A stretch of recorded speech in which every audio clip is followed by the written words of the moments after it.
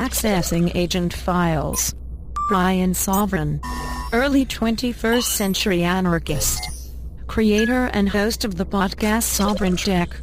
By the year 2021, the show would be instrumental in the downfall of various conservative ideologies in the government, helping usher in an incredible time.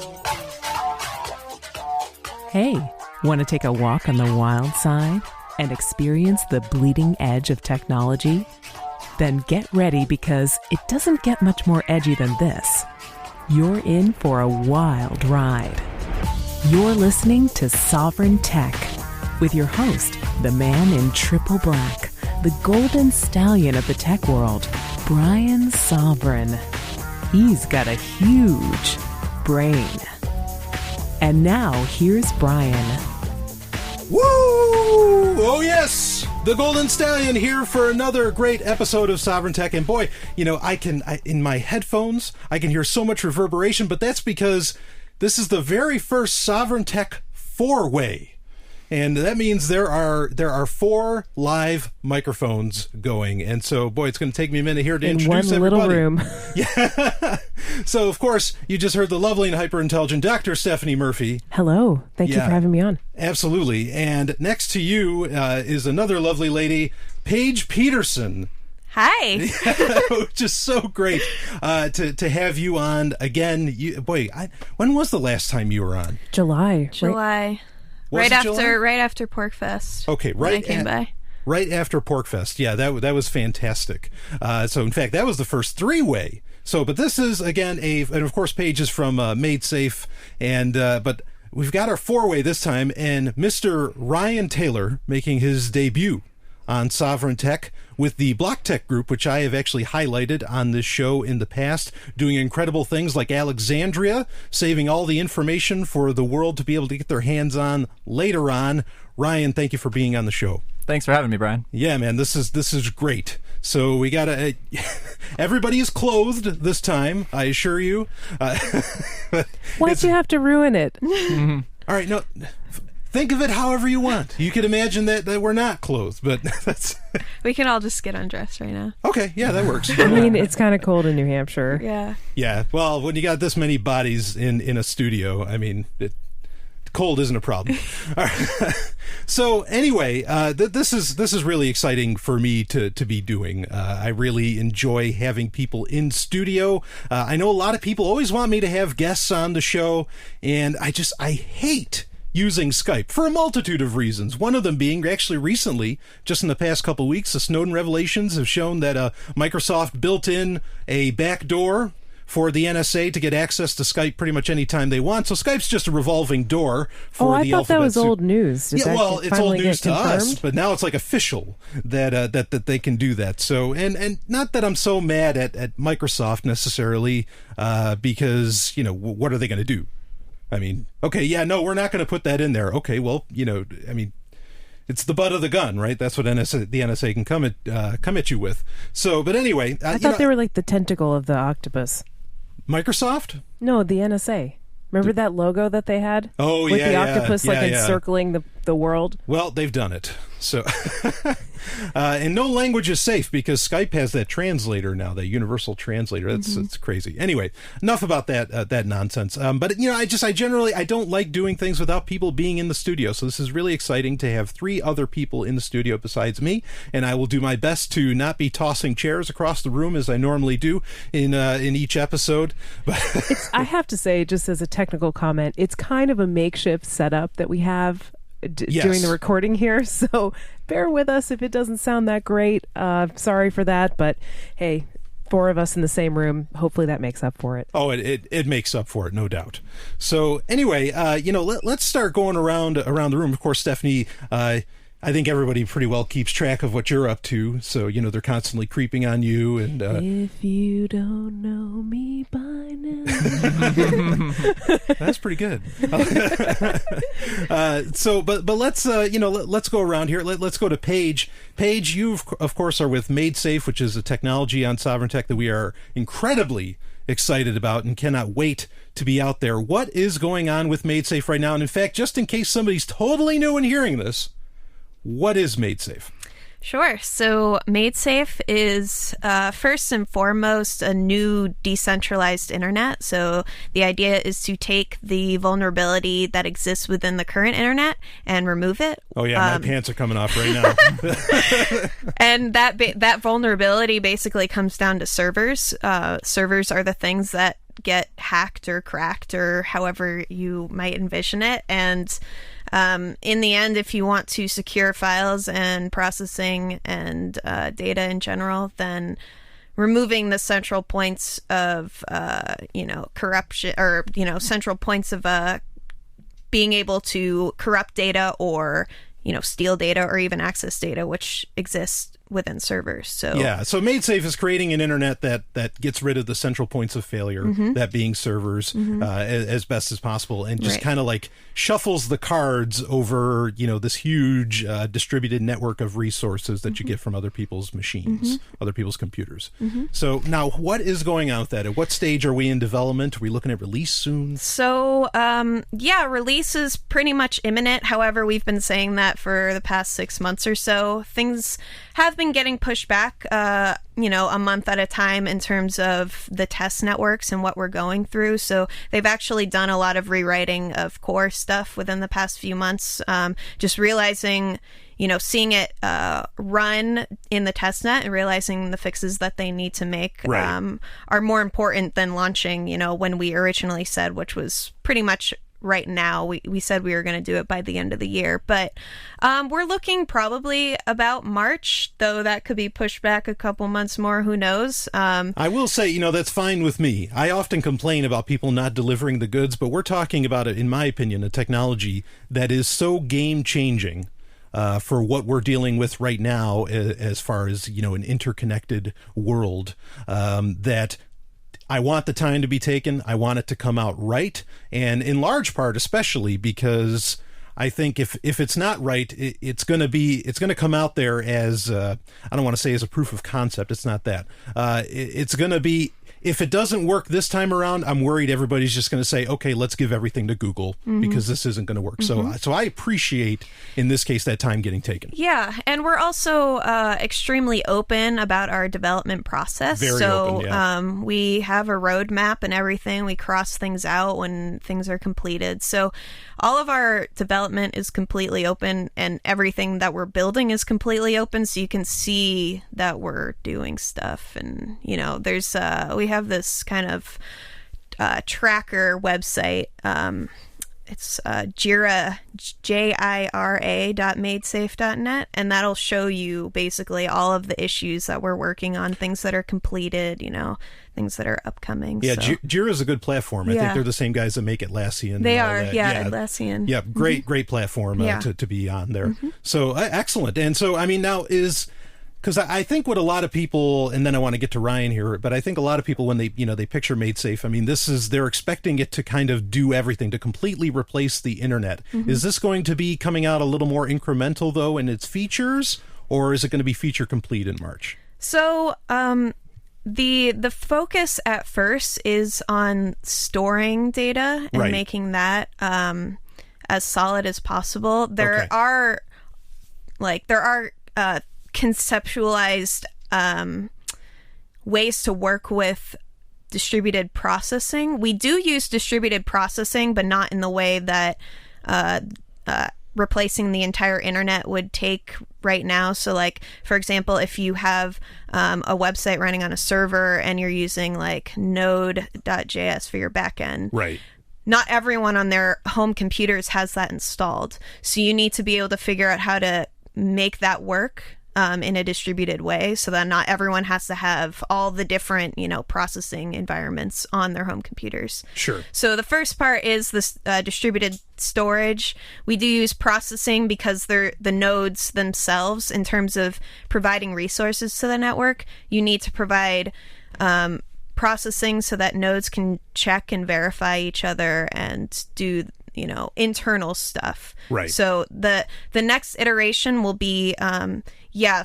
think this launch in March, April will be the beta launch. So that's with storage, and then the processing, and even implementing incentivizing mesh networking and Right. building that in as well, that is definitely something to come along probably when the full client is launched. Yeah, well, and that makes sense. I mean, I think a lot of people, perhaps a fair analogy, and of course I can be corrected if I'm wrong. I mean, Bitcoin, a lot of people are wanting to do a whole lot more with Bitcoin than just currency.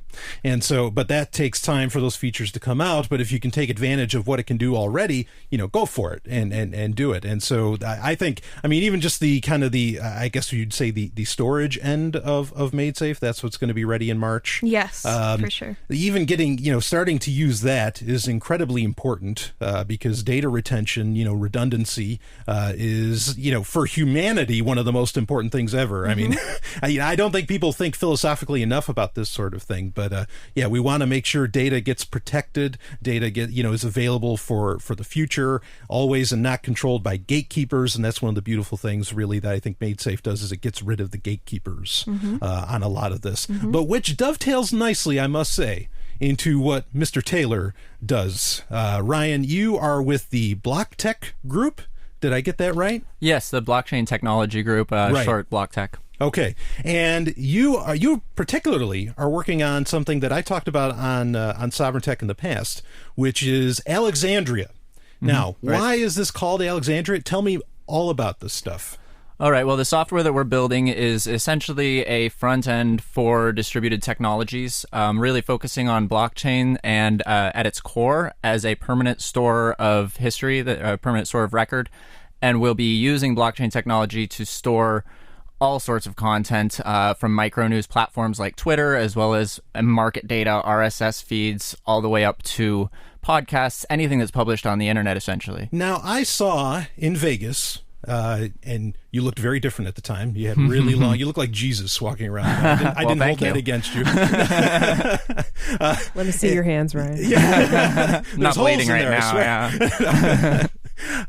And you were demoing Alexandria in Vegas, and you were showing that, look, we can save these tweets that Twitter is deleting. I think that's what I understood was going on. Yes, that's where we started, is basically the way that it works on the front end is a user goes to create an archive on any topic that they want. And we started with Twitter because it's the people telling their history, and tweets are so frequently removed by governments, by individuals, and by Twitter itself. Right. So the problem we see with that is, and this is where the name Alexandria comes from, is that this happens throughout history. This has always happened throughout history, that invading forces burn libraries, they loot museums, and to that effect, so do locals loot museums when their region is at war. So all this history is perpetually lost, and we just chose to solve this problem by using the blockchain to create this permanent record and then distribute the media, because obviously putting videos on a blockchain is just a bad idea. So we'll be distributing that media using other distributed networks such as MaidSafe. Right. Okay, so this is very adaptable stuff. Yes, that absolutely. You're designing. Yeah, we are coin agnostic, and we're platform agnostic as well. Well, I think that's fantastic. I like that because you never want to put all your eggs in one basket. If anything, that's the whole point of a lot of this is to have, again, like we talked about with MaidSafe as well, where there's just this redundancy, and redundant systems are completely found in nature everywhere you look. But it seems like humanity has a hard time with accepting the necessity of redundant systems, as are decentralized systems. Right. Exactly. Yeah. Certainly. So, I don't know if I should say humanity has a hard time with that. Just recently, it seems like they have a hard time with that, as to where if you look before even the very creation of the internet, it in and of itself, was ARPANET. It was a redundant system. Or you look at things like Usenet or BBSs, which I know you have some experience, Ryan, with BBSs, which I think is as badass as hell. It was a good childhood. Yeah, that's right on. It was good to use one, and I can only imagine it was awesome to be running one, which you did. So, but all these systems were designed as redundant, with decentralization in mind. And not having necessarily so much a central point of failure.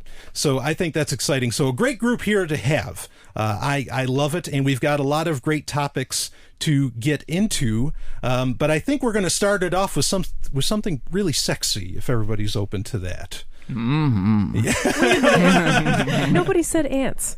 Nobody said ants? Yeah. Wasn't that the whole thing about MaidSafe, Paige? You were supposed to say ants. I'm supposed to say ants. Oh, you don't have to say ants, but I love the analogy of MaidSafe with ants. which is really cool. And actually, yeah, Paige, describe this. I thought was interesting because I saw one of your talks. I'm It was so a talk sorry, at I Libertopia. ruined the sexiness. No. We'll get back to the sexiness. Yeah, we'll get to it. Trust me, it's there's no way this couldn't be sexy. What's going on right now? Okay, so. You gave this talk at Libertopia. You've been giving a lot of talks, and I'm really, really glad that that's been happening because I think there are very few voices out there that have a really good foundation in, say, things like anarchist principles, or at least, liberty-minded principles, whatever term a person wants to use for themselves. Which, by the way, are we all anarchists here? I don't know, Ryan, if I even asked that. I'm a total Absolutely. statist. Absolutely. Mm-hmm. Yeah, okay, so you're... Like a Nazi. Whatever you say, Jew. So excellent. So yeah, a room full of anarchists. What could go wrong? But I'm really glad that people like you, Paige, are out there, giving talks, especially in what I consider very much the belly of the beast, which is the Silicon Valley area and California in general. Which that's positively courageous of you to be doing that, in my opinion. So. But you gave this talk at Libertopia where you were talking about these, was it Argentinian ants? Right. Yeah. So actually, David, similar to even Andreas, David Irvine, head of MaidSafe, uses the terminology and relationship of how ant colonies form, similar to how Andreas tends to do it. Like he was using ants a lot when he first started talking about Bitcoin. However, in terms of how David was kind of creating the infrastructure, he basically took a few years off before diving in and just kind of looked at nature and just sat with himself and thought about how to build the infrastructure. Right. And it's completely based on this idea of emergent properties and, these nodes working together to make something greater than themselves, which sounds a little socialist, I know, but in the end, it kind of is. What is socialism? I guess that's another conversation. Right. But in the end, it's really about individuals, doing what they're doing, and because of what they're doing, it just emerges into a larger property that is kind of an complex. Organic growth. Yeah, it's based on complex systems. So if you know anything about how complex systems form, it's very based on just individual things happening. The human body is a complex system. We have a bunch of different organs and organelles. Absolutely. And it is based on individualism at its core, and then kind of taking the idea of ants working together, creating colonies. Specifically, the Argentinian ants, they're found in 3 mega colonies around the world. One of them's actually in California. I deal with them on a daily basis.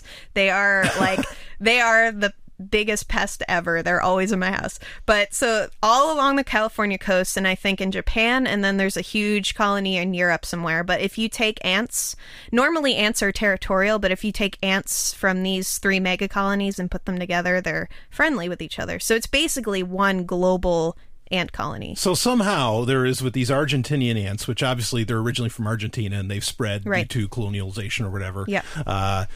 That they somehow they seem to know each other and they interact with each other, and they have just this seemingly built-in natural system of networking. Yeah.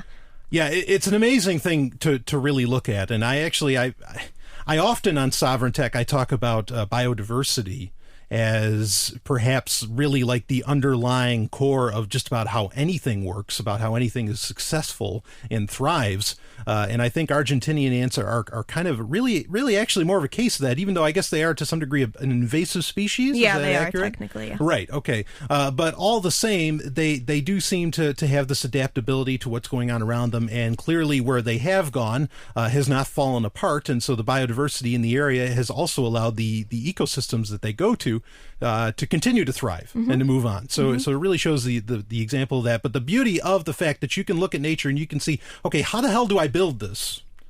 Like MaidSafe. And then you see that example And you go, wow, in fact, I mean, even, the ant thing is interesting too. And I don't want to spend too much more time on this, but I mean, the ant thing is interesting too, because, and not that I give the Bible any credence, any listener of Sovryn Tech, knows that, but even King Solomon, supposedly the wisest man in history, says, there's a point where he says, you don't need leaders. And he's a king, and he's telling people this. You don't need leaders. Just look at the ant. It does what it does, and no one's telling it what to do. And somehow it just does it so well. Mm-hmm. So it's a great example. And then everybody stopped following King Solomon and became anarchists. Oh, wait. No, that didn't happen. That didn't exactly happen. But So, but all to say, I mean, it is an interesting point that historically the ant is something that people have looked at for how to set up a system. Right. In fact, if they paid attention to King Solomon, they could have set up a system of anarchy, which may have been what he was calling for in the first place. That would be antarchy. Antarchy. That's right. They all kind of have they all have their own genome, which is very similar to all the other ants. So you could almost say, I mean, the genome doesn't record history, but like the blockchain does, but you could almost say it's sort of like a distributed ledger of a sort. Yeah, well, the thing is, they all kind of, so each ant actually can take on any role within the colony other than the queen. So they can adapt between roles. And that's kind of where I think blockchain and MaidSafe differ, actually, is the fact that MaidSafe makes use of the fact that each node has their own specific role, wherein a blockchain, each node is doing the exact same thing. Like, you're all working towards the same, you're confirming transactions, you're doing the same processes. Whereas MaidSafe has these, independent nodes that have their own set of rules, but they can switch in between these roles and adapt whenever they need to. And that's one of the more direct relevances to how ant colonies form. Sure. For me, yeah. Yeah, I think it's incredible. Actually, Ryan, while we're at it, I'll ask you, I mean, at Block Tech Group, I mean, is there any looking at nature to set up systems? Or I think there's clearly a looking at history, which is very important in my opinion. Right. And I think it's more human history that we're looking at. Absolutely. And human nature and a history of that. But definitely talking to Paige, and we do a lot of, we take a lot of advice from Paige. So Don't we all? Don't we all? As we all should. Yes. Thank you. I completely agree. Yeah. So she's definitely brought that looking at natural systems for metaphors of what we can do. I think it has more to do with the processes and the networking than it does with the record that we're creating. Because the record we're creating is to solve some human history problems. But the distributed technologies are definitely based on natural systems. Yeah, well, to look at the human animal and its seemingly lack of reason throughout history is just as important as looking at any other natural system. I think that's really, really important. I know I already said this, but this really is exciting to have so many people that are really working on what I call system, or not what I call, but what a lot of people call, system D, where it's just making everything work without permission and without the central powers being involved. And so this is quite the meeting of the minds. In fact, I end up when I'm on other shows, it's funny because people will say, it's like, so you talk to this person and this person, what are you guys doing? What's the secret plans? Stephanie, what are the secret plans? Do we have any secret plans? Well, if I told you, I'd have to, Yeah, well, we don't do that, but we don't believe in that on Sovryn Tech. But yes, right, we'd have to do something. And you would non-aggression principle him? Yeah. Totally. I was going to say I'd have to stick something really big in your mouth. Wow. All right. So we had cucumbers earlier, but that's anyway. Right. So yeah, but actually that's pretty close to the answer I give. It's like, look, not that we really do talk, all these hidden things, but I usually do say something to the effect. It's like, well, if you knew about it, then we failed. But no, but there's nothing like that going on. But Stephanie, actually, while we're on this topic, I'd be interested. How do you feel about looking at natural systems as far as getting can technology, learn from this sort of thing? Can people learn from this sort of thing for their own personal freedom, things like that? What do you think? Oh, absolutely. I mean, as long as we respect it. I mean, I'm a biochemist, so I've spent a lot of time studying biology and animals, including human animals, and You have killed many mice. Unfortunately, but yeah, I mean, I just learned about the body and how it works and how complicated it is and how all these metabolic systems have just spent millions of years evolving into these awesome, tightly working machines. And I think people don't give nature enough credit, frankly, because it's designed some really amazing systems without a central planner. And yeah, I mean, I guess if you're a creationist, you might believe in a central planner, but I don't. I think it was evolution, and evolution is the most decentralized thing you can have. Like, there's nobody's directing and saying, okay, well, this gene's going to mutate now, and this animal's going to be green instead of blue. And yeah, there's no central point of failure in evolution, that's for sure. No, and it's amazing how evolutionary forces are able to design these incredibly efficient systems. And people, I've seen a trend in my lifetime anyway, of people thinking that they can kind of do it better than nature, thinking that they can improve on nature, and then getting like totally their ass handed to them by nature and finding out that they actually can't do it better than nature. Yeah. Like, there's so many examples of this, but like, think about, the fat phobia, the margarine is better for you than butter. And we're going to make a better food. Like the 90s was just full of these crazy foods that were totally unnatural. And that people were like, well, this is way healthier for you than these unhealthy lard and butter and eggs. Who wants to eat that? It's full of fat. But actually, it turns out that margarine is trans fats, and that kills you faster than butter ever would. And eggs are good for you, and lard's good for you. So they were all wrong. And now there's people saying they want to make your shit smell like bananas, and that's just margarine all over again. God. We've talked about that on this show. Yeah. So I don't buy it. I don't think that I don't think that a human who is fundamentally acting as a central planner, when they say that they want to improve on nature, I don't think they can do it better. I don't think central planning triumphs over decentralized systems. And so I just don't think that strategy is going to happen. If we want to create something better, perhaps we could sort of do experiments where we create little evolutionary niches and then see what springs out of them, and then maybe we could get something useful out of that. Like, I've heard of these computer programs that can kind of add like random lines of code, and they basically quote evolve to do certain things. And that's really interesting to me, because I think that could probably produce something cool and perhaps unexpected that fits its environment really well over time. Sure. Well, I think, certainly I think the universe, and I've used this analogy before and I'm not the only one, I think the universe is a 14 billion year old computer in a very real sense. And that to think that somehow you couldn't at least learn from what with the computations that this computer's come up with, that being ants or, whatever you want to look at, I think is foolish. It's absolutely foolish to not want to do that. And I also, go so far as to say, to think that, like you said, to think if you can do better, time is not on your side. The hubris is just amazing. Like, Brian, I know you're really interested in ancient cultures and perhaps what happened behind that wall of history. What was in that history of the world by Berosus that went back 100,000 years from the Library of Alexandria? That you can tell how much she's heard this from me. We talk about this all the time. This is what we talk about behind closed doors.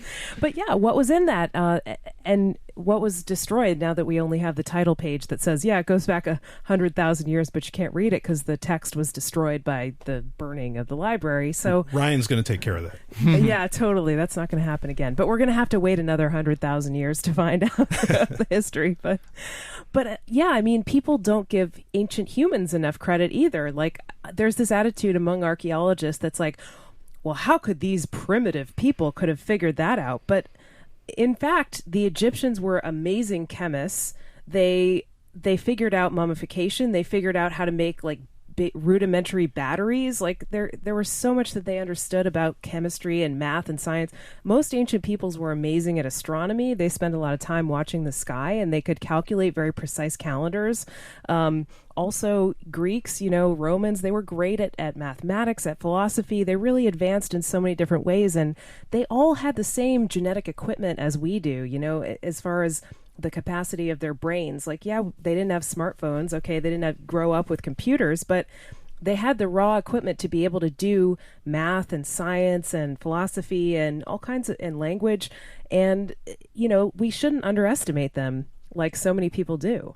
Yeah, they're absolutely. amazing. They have everything that we have, and maybe even more, because they had certain challenges in their environment that we don't have. Yeah, and so much of that was from giving a good hard look at nature.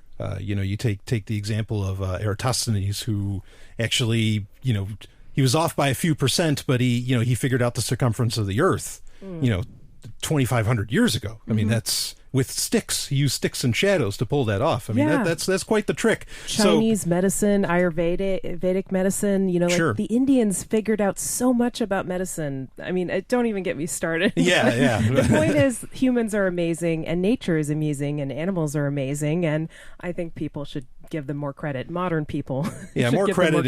And give them a good look. Does anyone else have any comments on this? Well, I mean, it's interesting how just talking about evolution and how there's so many creationists that are all about free market things, but they don't make that correlation that potentially the market is evolution of how business is done and how people interact. Yeah, so, it is the evolution of interaction. Has anyone ever made that correlation, or have you ever on your show? I feel like that needs to happen more in terms of the evolution and just the market-based approach of letting things happen, and yeah, it kind of falls under chaos theory, which I've kind of discussed. Yeah, I haven't gone really far enough with that, but that's the thing, is that especially with a lot of creationists, they really they feel like there has to be this this first cause, this thing that kind of set the rules in motion, when in actuality, if something did that, then your system's designed to just fail at some point. Right. It has to come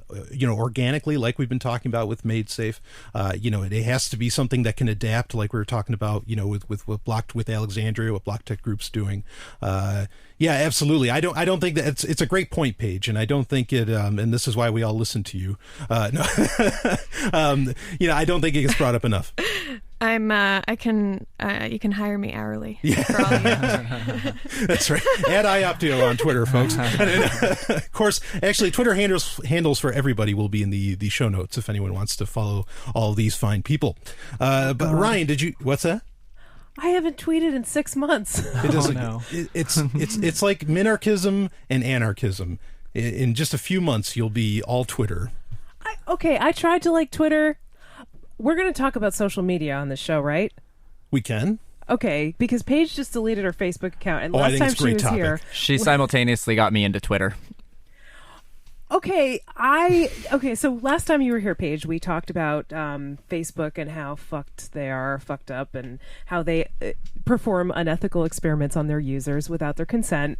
And yeah, everybody knows about that. Everybody hates Facebook, but it's so hard to leave. And I'm one of those people who has had trouble leaving. But the thing is, I've been sort of doing a experiment for the last 6 months. It's been over 6 months since I've posted anything on Facebook, and I don't think I've maybe sent out 1 or 2 tweets just to say thank you to somebody who sent me a change tip or something like that. So it's been very sparse on social media, and I've found that I've gotten more done. I've been happier. I don't really miss the social interaction because I get it in person. Right. And, maybe there are some people that I'd like to talk to more that I don't talk to as much, but at the same time, it's like I got work to do. Yeah.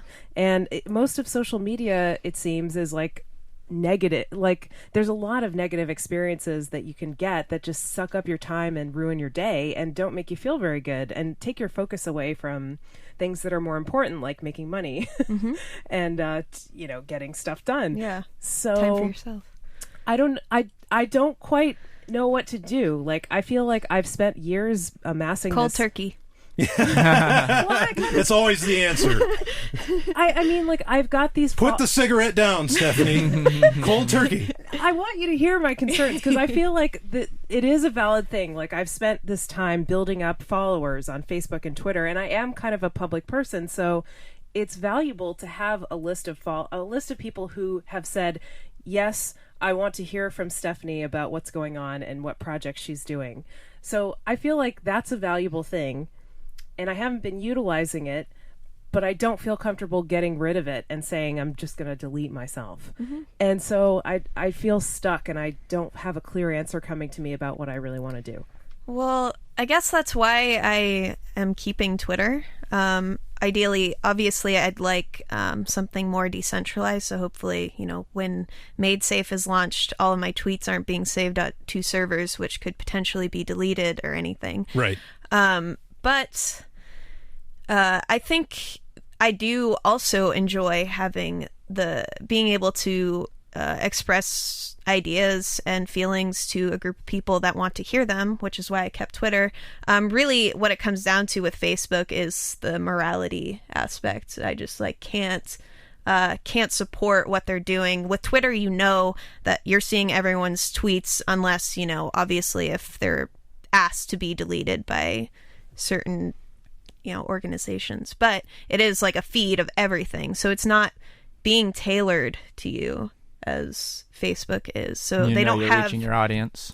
You don't have as much manipulation as you do within Facebook. So I totally understand what you say, and I have picked up more on Twitter that I'd actually like to cut back on, just generally. But I also like have sort of like I was checking Facebook a lot and stuff, so it became this like kind of OCD addictive type it's thing. Never closed loop either. Like it's never ending. You keep getting the notifications, right, exactly. And you can't stop them. Right, exactly. So that's why, in terms of Facebook, I just decided to get rid of it. I had deleted it for a year prior, and I actually rejoined, honestly, to like connect with you guys again.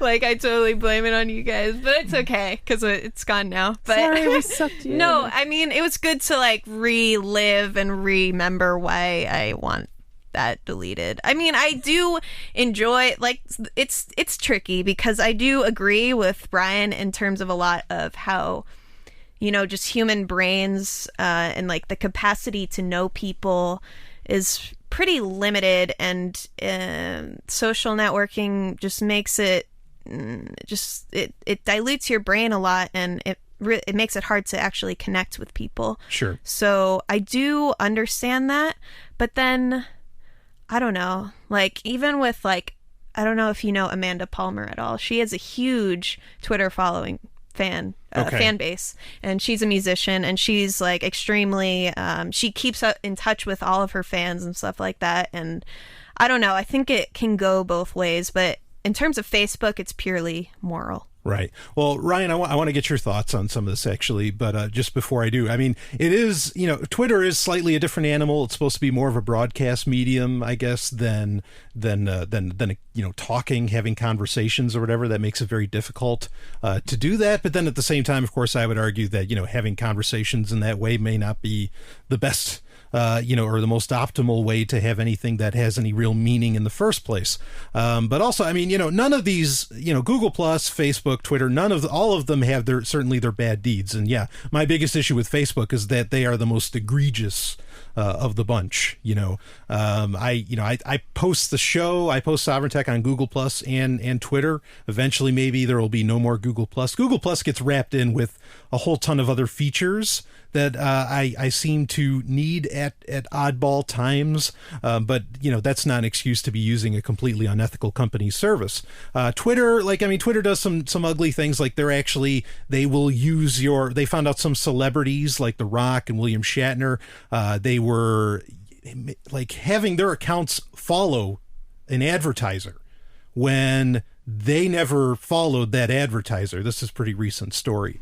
And so, I mean, everybody's got their thing, but I agree. Twitter and Twitter actually is also, they've had perfect forward secrecy set up for a very long time. They're implementing so many things so right that, I think that they are the least of evils, perhaps. And they do transparency reports Yes. and things like that. So yeah, that's true. But I mean, or Stephanie, did you have? Oh, sorry, Ryan. If you have thoughts, you can continue. But I wanted to comment on like the quality of the interactions on these networks. But go ahead if you. They are entirely different. In fact, I was just about to say that Brian kind of nailed it when he said that Twitter is more of a broadcast medium. It's really a micro news platform. Sure. Where Facebook is, it says right in their thing, they're friends. It's everyone's your friend, and like Paige was talking about, the algorithms make sure that you're not actually reaching your audience. You're reaching your best friends essentially.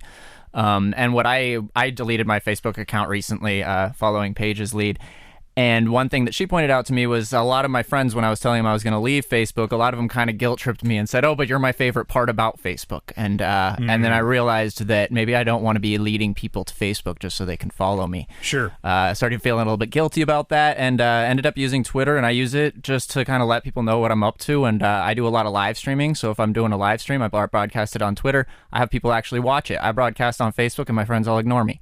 So I think it's a much better platform for that kind of use case. Yeah, that's the thing too, is that now even like I tweet relatively often, I guess. And I like to think I'm tweeting, these incredibly insightful, matters. And I don't really get a whole lot of interaction out of it, but regardless, it's about the only platform where I've actually been able to get growth. As far as followers and communications and meeting people that I feel should in some form or other be in my life, or at least I should know what they're up to and what they have going on, because they're really changing the world or just doing amazing things. And they could be complete strangers up until that point. Right. Yeah, and it is a great way. To catch up with like Paige was saying, it's a great way to catch up with some celebrities that you just never would have been able to interact with before, and it actually speaks pretty well to them. Now, some of these celebrities are just ridiculous, and they're hiring somebody to to talk for them on Twitter or whatever. But other ones, that's what I want to do. I'm not at that point yet. I don't have the money, and I'm not famous enough. But I would just love someone else to manage all that shit for me, because I don't feel like doing it. But this is Twitter's strength, in my opinion, which is that it's only 140 characters. Now, some people get ticked off about that and they say, well, what the hell can you say inside of 140 characters? No, you don't understand. It keeps everybody else from doing these long-winded, ridiculous blog posts on whatever you happen to say, and I think that's just positively precious, because like when I was posting on Facebook, I got to the point where I'm just like, I'm not going to respond. I'll just put out what I want to say, and I'm not going to respond to anything, because these people, holy shit, especially. That's one of the things I don't like about Facebook is sometimes people really overshare too. Have you noticed that? Like, well, of course they're libertarian. Well, okay, so like you can't really get meaningful interactions on Facebook, but some people try, because that's what they really want. They want friendships with people who don't necessarily live near them and they can't see in person often. So they try to get meaningful interactions, but what it comes off as is an overshare, which is inauthentic, and it's a false sense of intimacy, if anything. It's like you're posting this thing on Facebook about something really personal that happened, and it's just, sometimes I read those things and I'm like, I don't feel like I should be reading this. I feel like this is going too far, and I don't know if this person even knows who they're sharing this with and is thinking about the consequences of that, and I just feel really uncomfortable, Mm-hmm.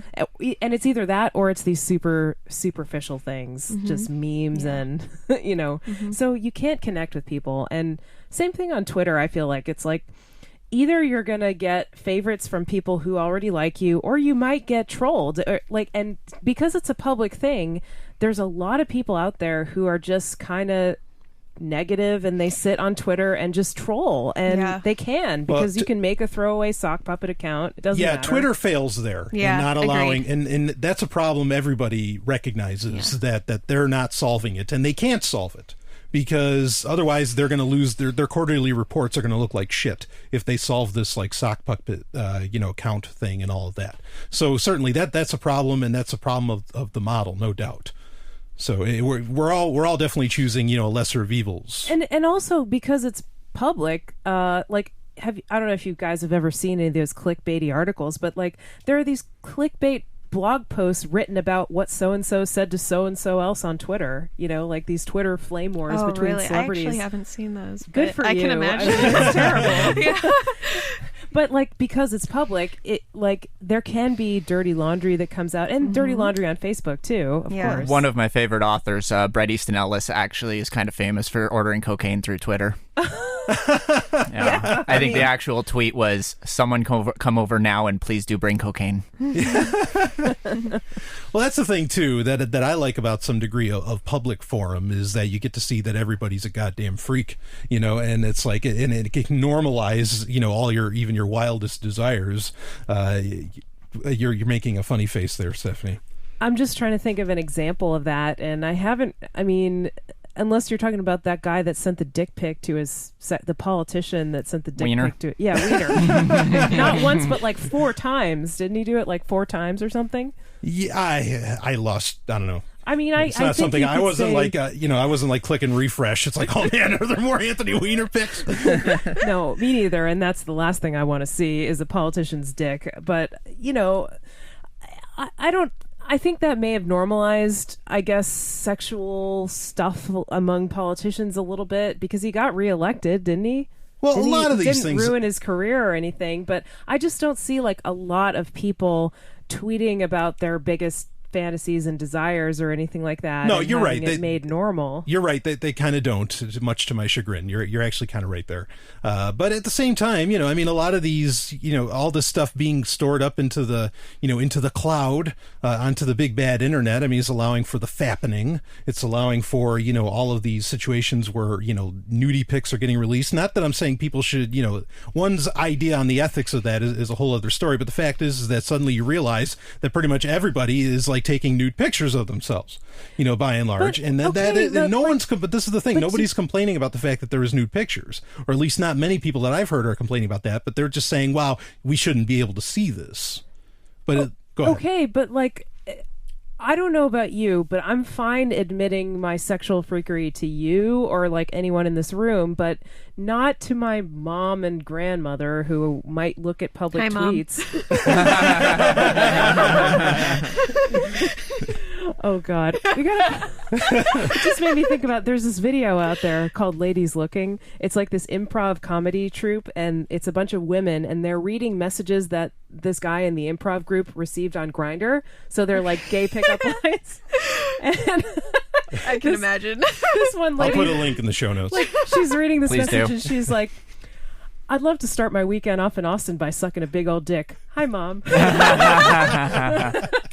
That's great. But yeah, I mean, the thing is though, when you put stuff out publicly, I don't know about you guys, but I have a certain level of boundaries. Like even when I had Pork Therapy, which was a kind of a radio show, you could argue about personal stuff.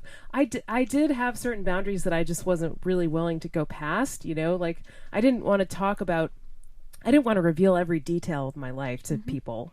And I feel like any social media has that problem because everybody's boundaries are a little different, and so someone's always going to judge it as an overshare or you're not being vulnerable enough or whatever. Sure. So why were you on Facebook again? Why was I on Facebook? No, I'm cracking a joke because you're making an excellent case why social media is not perhaps not a good thing, or the problems with it. Like with Twitter, you don't, unless you restrict your tweets, which almost no one does. Mm-hmm. You can't really control who sees it. It's like a cocktail party where everybody can hear you talking in 140 characters, right? But with Google Plus, believe me, I would go to cocktail parties if people could only talk in 140 characters. Yeah. Because, I mean, once they're wasted, it's like, all right, come on. Yeah, I'll give you that. But at least with the other social networks, there's some semblance of like audience controls. Sure. Now you could say that Facebook is horrible at that. Google Plus has tried to solve that but like because of the Dunbar number, people don't really organize their friends or audience into groups, and they just can't keep track of it all, and they don't keep up with the circles. So it's a problem. Like I said before, I feel stuck because I don't have a solution to this problem. How do I put myself out there on the internet in a way that feels authentic and that I can somewhat connect with people as much as that's possible on the internet without oversharing and without sharing things that I'm not comfortable with? Yeah, I agree the solution doesn't exist. And I want to hear what Paige and Ryan have to say about that. But, I agree the solution doesn't exist. But at the same time, I think if the system keeps getting used, no one will bother making the solution. So that's kind of a concern of mine. So, but I mean, Ryan or Paige, that's kind of an interesting thoughts? concept because Peter Sund, who was one of the founders of the Pirate Bay, just recently published a blog post. I believe it was on Medium. I could be wrong about that though, but he mentioned that it was when the Pirate Bay went down for a few days when they raided the servers out in Switzerland, and Sweden. Was it Sweden is where the pirate servers were? Yeah. And so they moved. Now they're in Costa Rica. And when that happened, Peter Sund made a comment that said he almost wishes the Pirate Bay would go down because it being functional for going on 13 years now. Oh, it makes everybody else complacent. It's preventing innovation in that realm. And so we have this one site to go to that does one thing and it does it well enough. Sure. I think there's a degree of balance that needs to be had there. In fact, actually, speaking of tweets, I just tweeted today, as of this recording, I had tweeted earlier that, I think cloud computing and cloud storage is actually holding back USB 4.0. I still want that faster fucking hard drive, and it's just not going to happen. And make it wireless, damn it. Yeah, right. Right. But this is not allowing for that to happen very well. Instead, I have to rely on OneDrive. I didn't say that. But Paige, do you have any thoughts on all this? Yeah, I mean, I agree. I mean, it definitely comes down to just the issue of trying to manage yourself, right? Like, I don't know. Oh, that's hard. Right? Yeah. So maybe that's where the problem comes down to. Like, I don't, like, again, back to Facebook, it's just really about how the fact that you're sharing privately isn't a private share. There's not a private thing about you. Facebook. I mean, it's maybe you and your friends, and then everyone at Facebook. So, and potentially, everyone in the world. Right. So, I think you've said, like, if there was like a safe book types, like, social networking thing, you would feel a lot safer using it. And I would probably use something knowing that my data was safe rather than potentially, but it is like a balancing act, because I also do have that like tendency to just want to check it a lot, so it's both. It's like a personal thing to overcome, and then choosing the right tools that fit. And I think bringing up the human aspect of it, I think we're having some quick some quick tech fixes by the producer. I've been censored. No more of this pro Facebook stuff.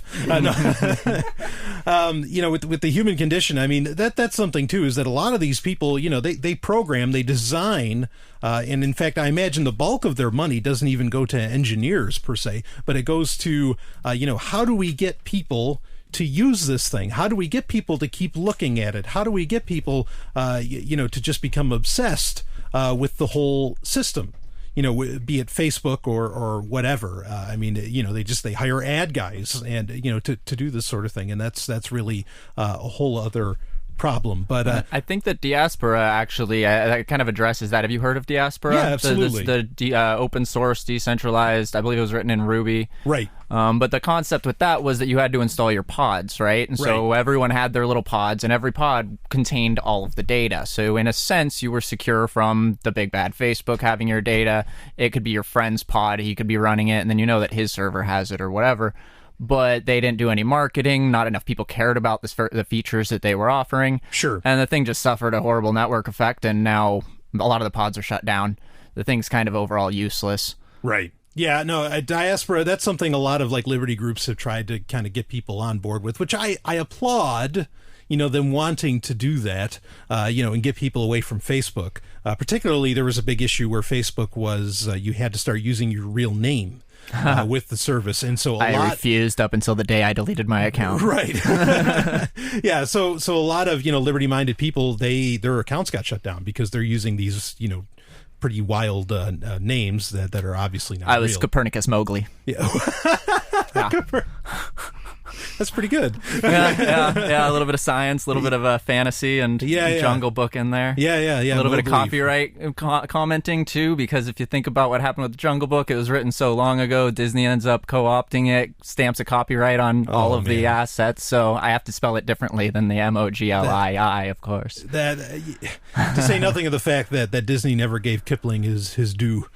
For all that, but unbelievable stuff, But actually, I want to segue away from this while we're talking about Facebook. I think this could lead into our next topic. We'll save the sexy topic for the end.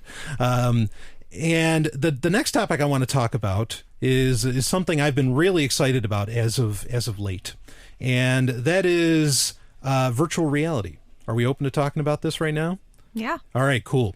And it's a nice segue because, of course, Facebook right now owns, by and large, the most viable or the most talked about rendition of virtual reality, hardware getting put out there, that being the Oculus Rift. Now, I haven't messed with an Oculus Rift myself. at all, but I know a lot of things are taking place that are happening with it. Mozilla's getting heavy on with virtual reality, and I've talked about that on this show. But Paige, you got to see, you went to a demonstration for Mozilla, the VR? Yeah, so actually it was kind of a VR event overall, and it was actually hosted by kind of this arts group called Codame, Art and something. Art and Code, yeah. And they were hosting at Mozilla headquarters. So Mozilla obviously is doing things with VR, so they, offered to host it. There were also just general kind of artsy things that were happening with VR using Oculus Rift. But at this event, Mozilla was demonstrating their Moz VR, M-O-Z VR. Yeah, which I think looks amazing. I watched a video of a guy using it, and that was intense. Like, I mean, he was really going into the internet. Like, it definitely changed your perception of how you use it. Yeah. And in fact, ironically, I think it might be more accurately. Like to understand how the internet works, it actually seems to make a lot more sense when you're in VR, because you are, for lack of a better phrase, going through a series of tubes, and you are going into things. Yeah, you're immersed, and so I thought that was really cool to see. But yeah, tell me more. So it was really interesting. All of the demos were using Oculus Rift, and that is kind of this big clunky thing that goes on your face, which not the prettiest headset. Yeah, hopefully they'll improve on that, or someone else will. But it was generally just really exciting to see all the different things that are happening. So Moz VR, they're working on the first website, which you can actually try out if you have a way to view VR. Yeah, if you have one of the dev editions of Oculus Rift, you can. Yeah. And they also have, I don't know, so they have mozvr.com, and I think you can access it through their Night. It's basically their browser. That's their testing browser. I forget what it's Aurora. called. Is it? No, it's Night something.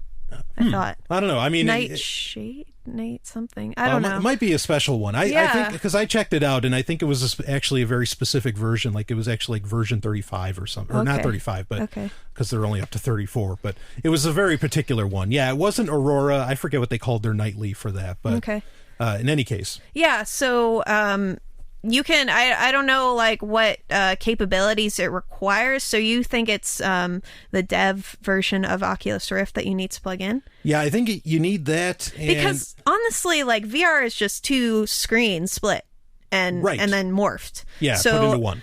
Essentially, you could build something for yourself that is able to view this VR, and as long as you're able to connect into the computer, I guess, with a smartphone, with the... Yeah, I know you can use a mouse. Like, I know that the control part is where they're not so specific, because they have it designed for leap motion. Yeah, and then the hand thing. Right. Yeah. And then they also have, I know I've seen a demo where the guy used a mouse. But yeah, I wonder, actually, thanks to Paige, I get to test Google Cardboard. Well, it's the... Dodo case. Right, the Dodo case. Yeah. They were doing a Kickstarter. Right. Yeah. So we'll see. Competitor to Google. Yeah, competitor. So yeah, exactly. So maybe we'll see. Maybe I can, we'll find out if it can be done in other ways. But I'm really excited about this technology. So I'm curious. Paige, after seeing all of that, how do you feel about VR? And then I want to get Ryan's take. I think it's extremely interesting. Like, putting that on and like being able to actually see how you are going to feel. You like immediately you realize that they're gonna have to deal with the nausea thing, because anything like moving, I got really nauseous. So definitely needs to be worked on with that. But just the whole being able to immerse yourself into different environments. So I have the Google thing the cardboard thing that I gave you, the Dodo case, and I tried it, and there's a couple apps you can download, and they're not complex or anything, but they're just like, you put it on and you're just in this space, and like maybe there's some music and you can plug your headphones in, and it could potentially be extremely just relaxing, and you can feel being immersed in these environments, which I could guess could go either way. So you want to trust the developers of these applications and websites. Yeah, I know John Carmack said, and he's of course he's the CTO at Oculus Rift, who's a guy I really like, and in fact, if he wasn't involved with Oculus, I'd write the whole company off. I wouldn't write VR off, but I'd write the company off.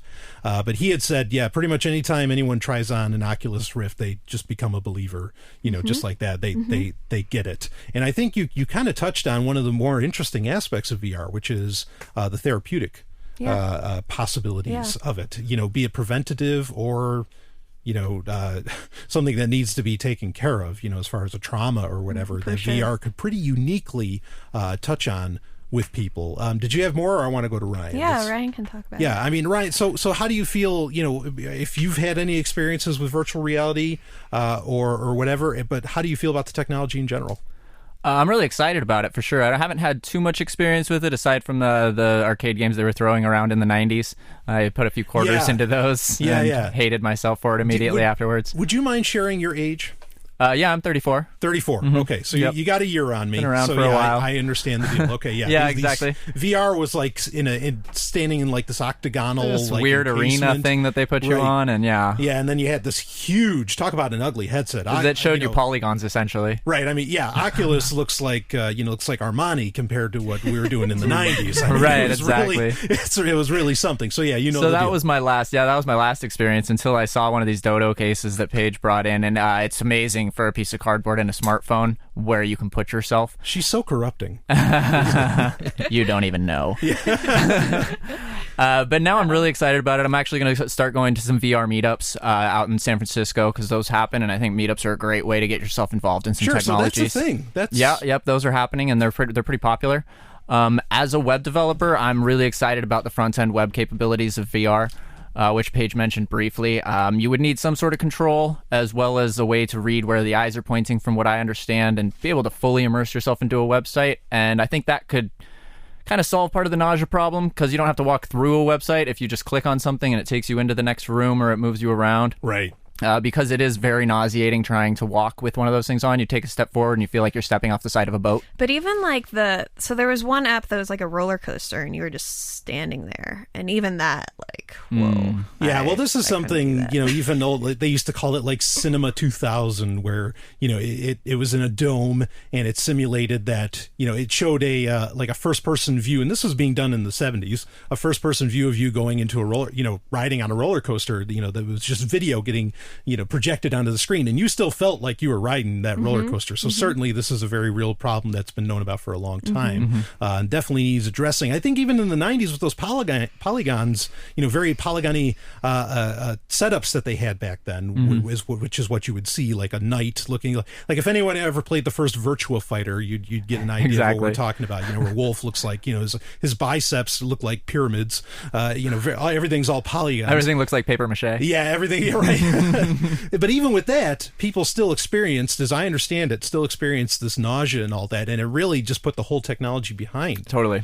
For quite a few years, and it wasn't up until really Oculus Rift that I think people started taking it seriously again. And now, fortunately, a lot of companies are showing, like Google and Dodo Case and others, that it can actually be done with a pretty inexpensive implementation to a very good degree. So if you have any like more thoughts just on what you think of VR in general, are you excited about it? I'm really excited about it. Yeah, Okay. I need to get my hands dirty with it, Sure. I want to see where it's going exactly, and I didn't have a chance to go to the demonstration that Paige went to, but I wish I had, so I'm going to make sure that I'm at the next one. Yeah. I mean, and when something, and we have the lovely and hyper-intelligent Dr. Stephanie Murphy back with us. Am I back? I think you're back. Say it one more time. Am I back? Yes, you're back. Okay.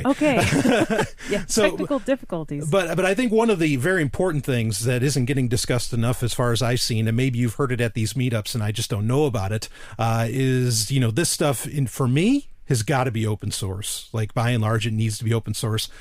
When you are, in a very real sense, making another reality, I'm very concerned of who has control of that. And so if it's not open source and the user doesn't at least have the potential to have complete control of it, I'm a little sketched. Serious fucking problems. Yeah, absolutely. I mean, I've seen Lawnmower Man and Lawnmower Man 2, and they didn't end well. No, right. Great points. There's also, never mind, I won't go into that. I think there's a movie called Evolver on the Sci-Fi Channel, but that's a whole other story. Stephanie, how do you feel about virtual reality? I know you haven't had the chance to experience it yet, perhaps. Well, I think actual reality is pretty awesome, so I might be a little bit of a Luddite on this. But, I'm totally not interested in feeling like I'm going down a roller coaster or, looking at something that makes me feel nauseated. But I am interested in watching porn on a virtual reality. Perhaps engaging in it? Yeah, I mean, if you have a point of view kind of porn and you're watching it on a virtual reality thing, then you feel like you're having sex with that woman or whatever. Good thing you can join those dodo cases. You can join an orgy in your privacy of your own room, You're my kind of guy, Ryan. Right. You could have a group orgy where everyone's just sitting in this separate chair, watching their virtual reality porn. Well, that raises an interesting point is, speaking of movies from the 90s, displaying virtual reality, Demolition Man is one that doesn't get brought up enough. And Demolition Man was with Sylvester Stallone, Mike Caspian, and Wesley Snipes. And in this, there's a point where, and Sandra Bullock was in this, and there's a point where Sandra Bullock's like, look, with Sylvester Stallone's character, it's like, yeah, why don't we have sex? Let's have sex. And they put on these headsets, and, he's just sitting there. He's like, okay, whatever, it's Stallone, and he's acting dumb or whatever. He's a great actor. He's from the past, and in this future where they live, breeding had been outlawed. Right, touch. And so you weren't allowed to have sex. You weren't allowed to potentially exchange bodily fluids because of the risk of breeding. So governments had just outlawed the whole thing. Right. Wow. And so he starts feeling things and all this, but he, it's not good enough. Right. It's not good enough for him. And so eventually he just takes the headset off. He's like, because she's like, wow, why'd you break contact? He's like, contact? We haven't even touched yet. And so I guess that does raise the question is that, would virtual reality, for some at least, would it, eliminate actual human contact? Now that's something I really can't support. I don't think it would, because the real thing is always going to be better. Okay. No matter how good it gets. I think for some that's true. For objectively, it's true, but I think some won't share the opinion. If there's two or more people and they all consent to it and everybody's on board, it's probably going to be better than the fantasy. But the thing is, for some people, it's going to solve a lot of huge problems, which are anyone out there who can't get laid, or especially if someone who can't get laid because the thing that they're attracted to doesn't exist, right? What about the people like Dan Savage always talks about who have these centaur fetishes? Mm-hmm. They can't fuck a centaur because there are no centaurs. So they only have that choice of virtual reality. Or what if the people who have the fetish of being eaten by their partner, or fucking a giant or something, or even just that one you can fucking a celebrity who would never actually get with you in real life. Sure. Or what if you just can't get laid, period? Now they have these sexual surrogates. There was this movie about it, I think, called The Surrogate, where it's this woman and she's a prostitute, but she's a therapeutic prostitute, and she has sex with these guys who are really, for some reason they've never had a relationship. They're 40-year-old virgins, literally. They don't know what to do, and she teaches them what to do, and then sometimes they get the confidence to actually have a real girlfriend, and they are really grateful to her. So it could be totally useful for that sort of thing, where just people have whatever reasons why they can't express their sexuality in real life because of unavailability of partners. Or what about pedophiles? I mean, if they're thinking, this is going to be controversial, but what's better for them to be able to watch a virtual reality where they can pretend to act out their fantasies or whatever without actually hurting any human being, where it's a cartoon or it's a animation and it's no actual anybody was harmed. Definitely a controversial point, considering that, that material is generally illegal around the world, and it's controversial for a lot of reasons. Right. But go ahead. And the things that are illegal about it, it's illegal if you have a video of a child being abused, and it's also illegal if you have a cartoon that is a drawing that has no child ever being abused. It's just somebody drew it. Right. Both of those are illegal to possess and I guess to produce. But I mean, there's a big difference between them, because one of them is a thought crime. The other one's a real crime. Like there's a victim. The other one is a thought crime. So for people who,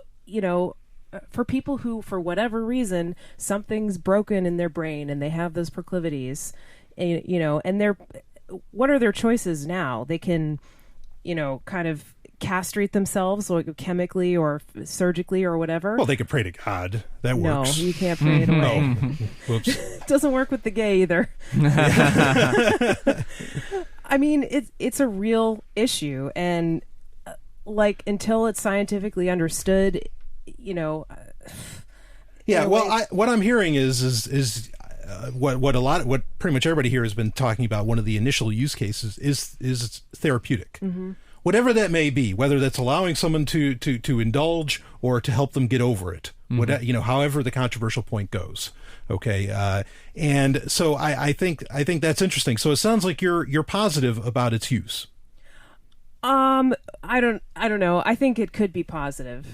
Okay. It could also, just like regular porn is now, it could also, for some people, it could become something where they become obsessed with it and they can't control their own use, and they're not enjoying real life because of it. They're no longer part of the real world. Yeah. Well, this is for me like number one, and I don't know if I've ever talked about this. I've talked about virtual reality before, but I'm not sure if I made the statement. But yeah, I think virtual reality, like I said, one of the key things is, for me anyway, is it needs to be open source.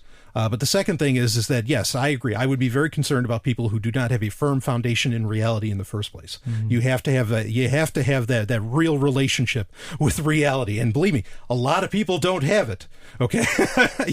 And if that's not there, then yes, I agree. There is the potential for rampant abuse. Saying that is like saying, well, we got to be really careful about alcohol because some people are going to abuse it. Like some people are going to abuse anything, food, TV, the internet, porn, anything you can think of. And the real issue is, why are they pursuing escapism? Like Ayn Rand, Ayn Rand has a lot to say about escapism and like being connected to reality, but like fundamentally the issue is that they're looking for something to be addicted to, and everybody has sort of their preference for their drug of choice, but most things can be a drug if you treat it like a drug. Right. And if you like Facebook. Yeah, exactly. So, yeah, I mean, seriously. So I feel like saying people might abuse virtual reality. Yeah, of course people are going to abuse just like they abuse the reality, internet. just like they abuse everything, including things that we need to survive, like food. Like we need to eat, but some people overeat and eat the wrong things and eat so much that they become 900 pounds and they die in their apartment because of a heart attack. Right. But that doesn't mean that food itself is evil. It's neutral. It's a tool. It's just how you use it. It's like a hammer. Absolutely. Yes. It's really interesting because looking at something that could be therapeutic, like the loss of a loved one, for example. So you could use VR to help you get through that. I could definitely imagine being able to see someone who I love, who I've lost, face to face again, and how visceral and amazing that would be. It could help you get over it. On the other hand, a lot of people could just fall into that addiction. You wake up every morning, you put your glasses on, and you see your spouse that just died, and you never get over it because you still have that connection. Yeah, absolutely. Something actually. William Shatner wrote a science fiction book series that I recommend people check out. It was also a TV show with lesser degree of touching on some of these serious issues, but it was called Tech War, and they had a technology called Tech, T-E-K, that was all about virtual reality, and it definitely addressed a lot of the addiction issues of that, what could happen with those sorts of things. I think it's a great point to bring up, Ryan, that, it can be, right, it could be very helpful, but then at the same time, you could become, what happens when a spouse dies and you just don't accept the fact that you don't leave your house and you just strap your glasses on and you just stay there forever. Yep. So in that way it could actually be very, very harming. So that goes down to, and unfortunately I can't really give necessarily a total description of what this looks like, but that idea of having a firm grasp of reality before you start messing around with virtual reality.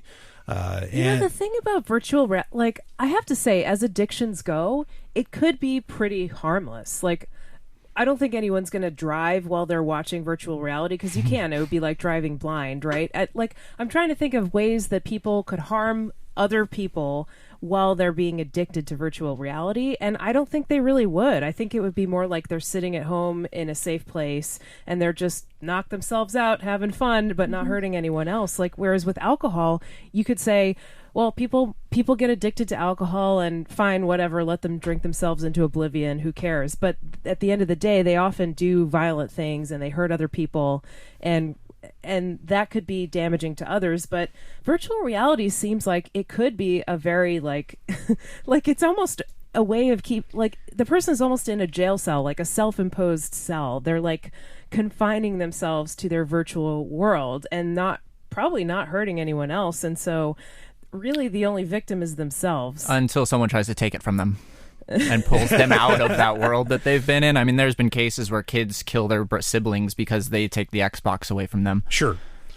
I mean, also, if you think about in terms of like the spouse situation, where if you lose a spouse, if you have kids, for example, and you're spending all this time in this virtual reality and you're not taking care of the kids, that's technically like, not you're harming other people. Yeah. At least people but that you could are do that with dependent on any you. addiction. Right. Alcohol. Right. Yeah, absolutely. So, but something that this brings to mind, a lot of what's being described here, by and large, I think the consensus that I'm hearing is that it's a tool. It has tremendous possibilities, but there are some bad things that can happen. I think perhaps the technology that I'm a little more wary of is actually not just not virtual reality, but augmented reality.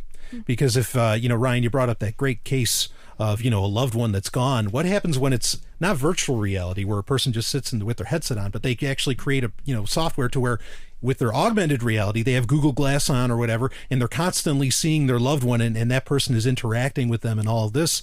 But then you go over to your friend's house who has this augmented reality set up, and it's like, Maria just said, it's like, where the fuck's Maria? What are you talking about? I mean, I think it worries me that I agree with you, Stephanie, that it seems like it could be the most harmless of things, but at the same time, people have done far worse with voices they thought were in their head, let alone ones that they saw in front of them, that who knows how far the software may go. So what do you think? What does anyone have any comments on augmented reality? Well, there's been a pretty big backlash against the augmented reality of Google Glass that has come out already. Well, I think, and maybe augmented reality couldn't work without the camera, but I definitely I agree with Mike Elgin, who said that if Google Glass didn't have that camera on it, nobody would care. Like everybody would be like, oh yeah, you're wearing Google Glass. Who gives a shit? It's like a watch.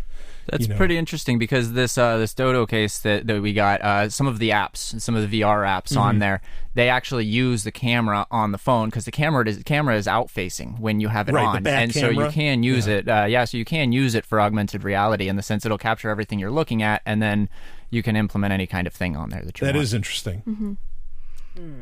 Yeah. I mean, I see it as I can see the fact that you're meshing digital and reality life being an issue and not having that separation for sure. But I can see people getting stuck in virtual reality anyway. Yeah.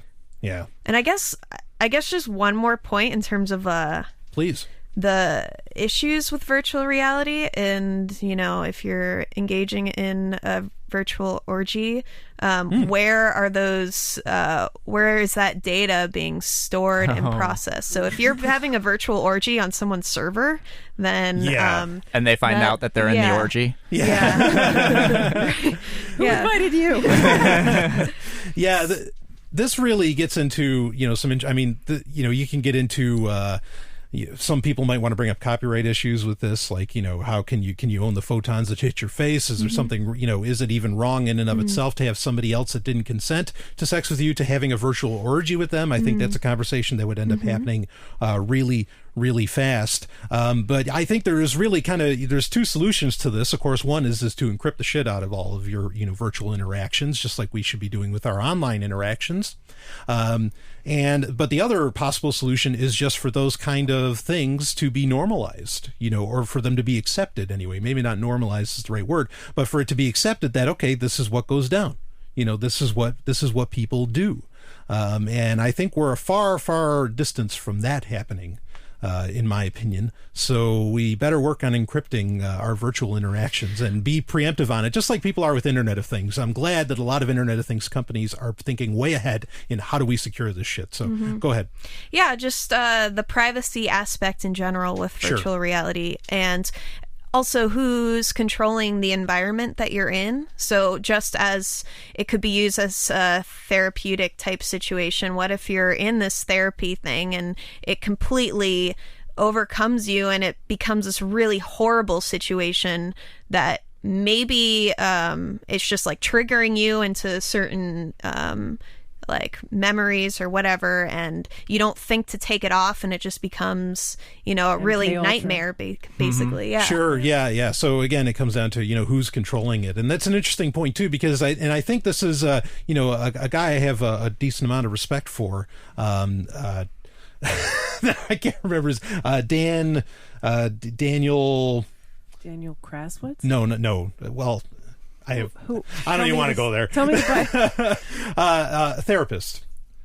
Daniel Mackler. Jeez. I have a lot of respect for this guy, even though I can't think of his name. He quit being a therapist. Yeah. But he was a former therapist. Right, he's a former therapist. But he talks a lot about doing self-therapy. He says, I don't know that he necessarily says don't trust the therapist.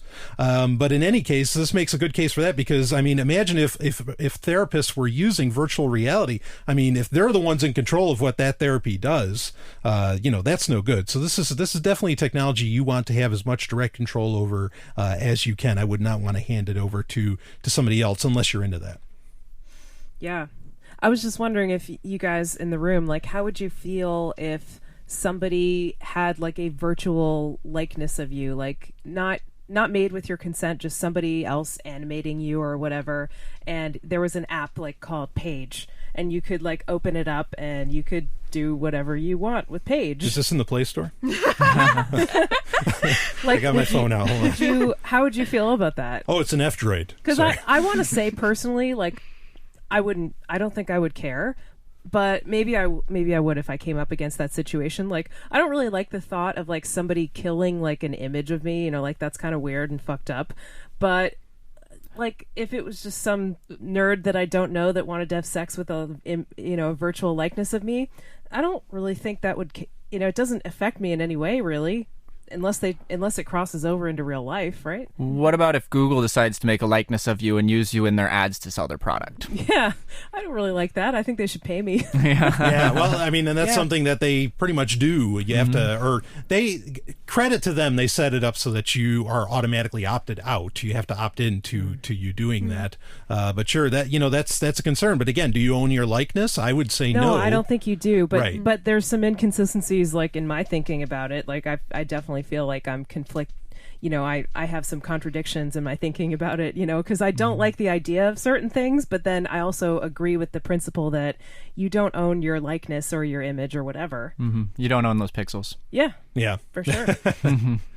Anyone else? Any other thoughts? Yeah, I guess I kind of I'm on the same page. Like, I don't necessarily on the same page. Yeah. Well, this is where things are going to get interesting, right? There we go. Because, I mean, when you think about, I'm reminded of Star Trek 6, and I have to do a Star Trek reference in every episode, where there's a shapeshifter, and the shapeshifter at one point takes on the likeness of Captain Kirk, and Kirk had kissed this character earlier on, and Kirk says to the shapeshifter, "I can't believe I kissed you," and the shapeshifted Kirk says, "It must have been your lifelong ambition."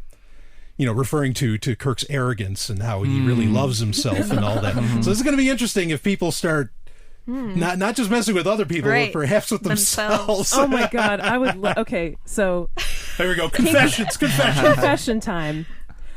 I would love to be able to have a clone of myself and have sex with myself. God. That would be like the most elaborate masturbation ever. You would know exactly what you wanted, right? Exactly, right. And you and you could reach new spots. Totally, exactly. You gotta have Ryan on more often. Wouldn't you? I mean, it's not gay if it's masturbation. I would think that would actually happen before people start making likenesses of other people. As far as the VR goes, I think one of the first things someone will do, some crazy narcissist, is going to make a clone of themselves and just have a conversation about how great they are.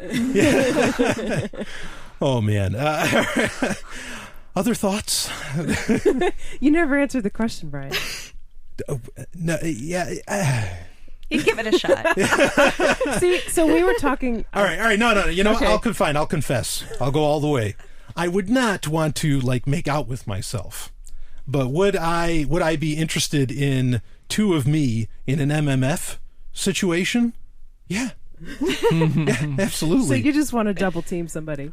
Stereo fucking? Yeah. You know, I mean, because like, who more could you trust? You know, I mean, that's the problem in those situations. It's like, yeah, can you trust the other person to be able to, you know, handle the, the amount of emotions and whatever's going on and all of this? Well, you can trust. If you can't trust yourself, who can you trust? Yeah. So that in that aspect, My clones should get together with your clones sometime. Sure. Hey. Yeah. Or well, anyway. So. I think if no one else has anything else, this actually would segue very nicely into Segue? Segway. Segue. Are those the same word? Yeah, they're the same word. Yeah. No. Yeah. No, it's a segue. No, it is a segue, but it's also a sieg. What the fuck? Look, Paige and I are looking at each other. Look, this can't be right. I've been behind the camera. I know what they call this stuff. And then, Wow. No. Anyway, you certainly showed me who's boss, Brian. Later. So okay. So, but this is a nice segue then into this topic, is because one of the things that are going to have to help out with this is, it's one thing to just see these acts happen, but how exactly do you get to feel this sort of thing? Well, a company this year, or last year, 2014, we are now in 2015. Happy New Year's, everybody. They came up with a vibrator. Pretty small. You could kind of wear it all the time if you wanted to. It's not as small. I've seen a vibrator that's actually like, it looks like a necklace pendant. It's the world's smallest vibrator, and the TSA lets it pass and everything because they just think it's jewelry. The thing's fantastic. Okay. But it's called the Vibes, this one. And it actually gets controlled by Bluetooth. And so potentially, and you can put this in the app settings. It's available in the App Store for Apple as well as the Play Store. Vibes, you put the vibrator where you want it, and you could have your partner or whoever through the app control your vibrator, okay, from halfway across the world, as long as they have an internet connection. They've had that for a while. There've been remote control vibrators for a long time. Right, but the person was, pretty much hindered by infrared, by IR. Mm-hmm. They could only be so many feet away unless you set up those little pyramidal things you set up at but isn't that true with Bluetooth? No, because the command would come from the phone that you have. The command would come from the person that sent it via the internet or the cellular signal to your phone, and so the Bluetooth would come off of your phone. So your phone is in your pocket, and the vibrator is in your other pocket. And that's what actually does all the controlling. So certainly you would have control over the fact that the instant you turned off your phone, it's over. Okay, because unless the person was within range of the Bluetooth and they were controlling it directly. But if this was like a continental affair, it'd be very different. Distributed masturbation. Yeah, distributed. That's right. Decentralized masturbation. That's what they've come up, and they didn't even realize it. So anyway, I think, does everybody have a grasp of or understand exactly how all this works? I thought you were going to talk about a different vibrator. What do you mean? There was one. So, confession, I sent Brian an article of the top high-tech sex toys of 2014. And is that where you got this show prep from? Or? No. Okay. So totally different thing. I saw an article called The Top High-Tech Sex Toys of 2014 today, and I sent it to Brian, but it hasn't made it into the Sovryn Tech show prep yet. But there was a sex toy in there that was a vibrator. It was like a vibrator on one end, and the other end sort of looked like a dildo, and it was connected so that when you touched the dildo part, it would vibrate in a certain way. And so it was like sort of this insertable thing for a woman to help them feel what it feels like to have a penis, basically. Mm-hmm. And so that's what I thought you were saying, or you were going to talk about. Oh, no, it wasn't that. I mean, I'm well acquainted with what it's like to have a penis. That wasn't... no. I know you are. Everybody knows you are. No, well, I mean, we could talk about that, but I think, that gets into more of a transhuman subject than anything. Though maybe some would say all of this is transhuman, but I mean, I don't want to get that broad. But initially, I do want to, touch on this, this Vibe Ease vibrator that allows for remote control. Abilities of this, of controlling this vibrator. I mean, and like you said, there has been underwear in the past that was able to do this, And so since we have, a couple of ladies in the studio, I mean, what are your thoughts about this? And totally qualify it. You don't have to say anything you don't want to say. That would be the most violating hack ever if that got hacked. Don't you think? I mean, how long? Oh, sure. Yeah. I mean, there'd just be an instantaneous worldwide orgasm. But like with remote control ones, it'd probably be even easier to hack.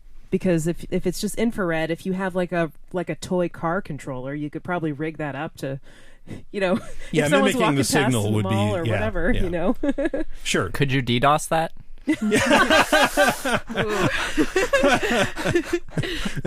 Yeah, boy. And I smells like burning. Yeah, I definitely want to get your thoughts on this too, Ryan. But good idea, bad idea. I mean, what interested? No, I am not kinky, and that sounds like a submissive kinky thing, and that just doesn't do it for me. So I can see it bringing benefit in terms of if you're trying to hook up with someone specific across the world, and you have like a video set up, a video stream set up, and then you can do that sort of thing. But in a situation where you're just like walking down the street and then someone else has control of this vibrator, I don't see that being interesting, really. I would like maybe myself having control, right? But like someone else like surprising me, I don't know. Yeah. I mean, I could see this really becoming a big part of like on college campuses where I could see sororities and all that part of like a hazing like thing. It's part of your initiation. Yeah, they have to walk around with that, and then like however many guys believe me, it would. It's going to end up becoming a porn at some point, that's for sure. Okay, it probably already is. If it isn't already, there you go. I'll call my cousin. Now, if you were going to try to hack that, or if you're going to try to crack that, or whatever, if you were going to try to compromise that, how would you go about it? What do you mean? Like if you were a hacker, a cracker, or whatever, or just a pervert, you can empathize with that, right? Sure. Like, how would you go about trying to compromise that software and gain control of someone else's vibrator? Well, I don't think you could do it specifically. I think that'd be near impossible to somehow figure out like what exact, where to send that to, because it would be. I don't really see where the app would be attached to your phone number in any way, unless perhaps that was one of the permissions somehow. Maybe you set up a contact list on this app of who can control this thing. Okay, which, oh boy. Anyway, so it would have to just be like a completely widespread. Like it would just have to infect every single app. That was able to do that. I don't think you could get specific with it. And how do you crack that? I mean, you just, you get into the app and you'd have to somehow insert new code, which would be disturbing in and of it. I mean, it would be pretty difficult, I think, to pull that off because people would probably have to download an update that would allow you to initiate said hack. Or crack. Well, I mean, that depends if you think this is heroic. They'd have to be wearing the vibrator, too. I mean, you'd have to be wearing it all the time. You could always interrupt it by just taking it off. Precisely. Yeah, these things aren't attached yet. I mean, the transhumanist future is on the way. So, Ryan, if I could, I mean, how do you feel about this? Are you excited about this technology? Oh, well, it really doesn't affect me much at all. But I think the cell phone network is inherently at risk for man-in-the-middle attacks. Yes, has always true. been. And so in that sense, I think that it could get hacked via man-in-the-middle attack. And then you can maybe possibly figure out when the person was actually wearing it or when they were planning a thing, and then all of a sudden you're getting vibrated by a different person entirely. I don't know if it necessarily matters. Yeah, I suppose if you did it locally, you could, kind of cracking the Bluetooth would be probably the easiest thing to do, where it's just a direct signal of the Bluetooth, but then you'd have to be pretty close to the person, 50 feet or whatever. Actually, cracking Bluetooth is pretty hard. Is it difficult? Yeah. Well, I know you have some knowledge of this. Well, in terms of like how the data is transmitted, it uses like a bunch of different channels and it like hops between the channels. So it's actually notoriously secure, but the range is so small that it's like, it's really why difficult. would anyone really bother anyway? Yeah. So there is a rotation of frequency or of sort that... okay, that's interesting. I didn't know that. But Ryan, keep going. But I do really like Paige's point about having intercourse with someone. I guess you could call it intercourse. I don't know, extra course or something, with someone that you can't immediately be with. And if we tie this to the VR, we were tying it to, well, a past one. It gets a little creepier. But but if you travel a lot and you're overseas and you want to be intimate with your partner, then you hook up your VR, you hook up your little vibrator deal, and you can kind of touch each other. Again, it's only restricted to one little area, so I would argue that that's not even remotely as effective. Yeah, long-distance relationships, I suppose, is where this could really be, a really interesting thing. Or, I could see whole social networks in many, or at least this getting integrated into social networks to some degree. I could really, picture that kind of happening, giving certain people access to this or whatever.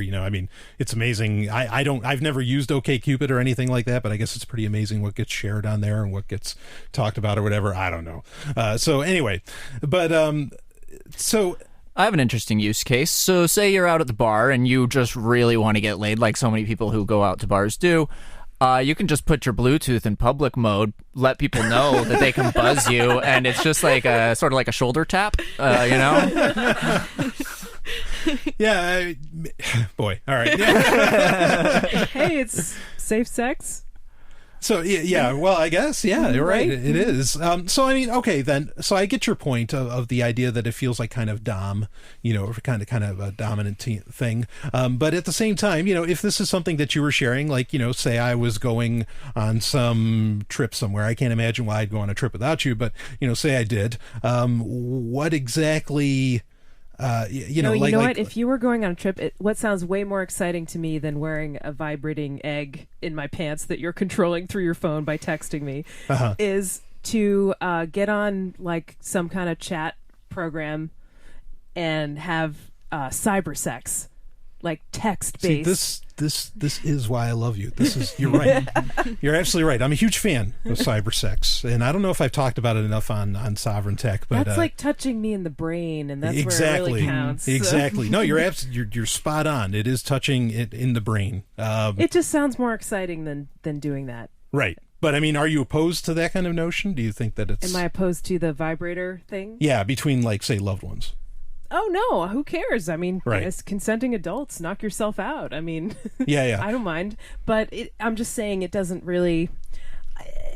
And I'm no prude, but it doesn't appeal to me. Sure, Paige. Yeah, I probably wouldn't buy it, but yeah. You don't have to answer. If yeah. Not too excited about it. Not too excited about it. What about cyber sex? Was that ever anything on your map?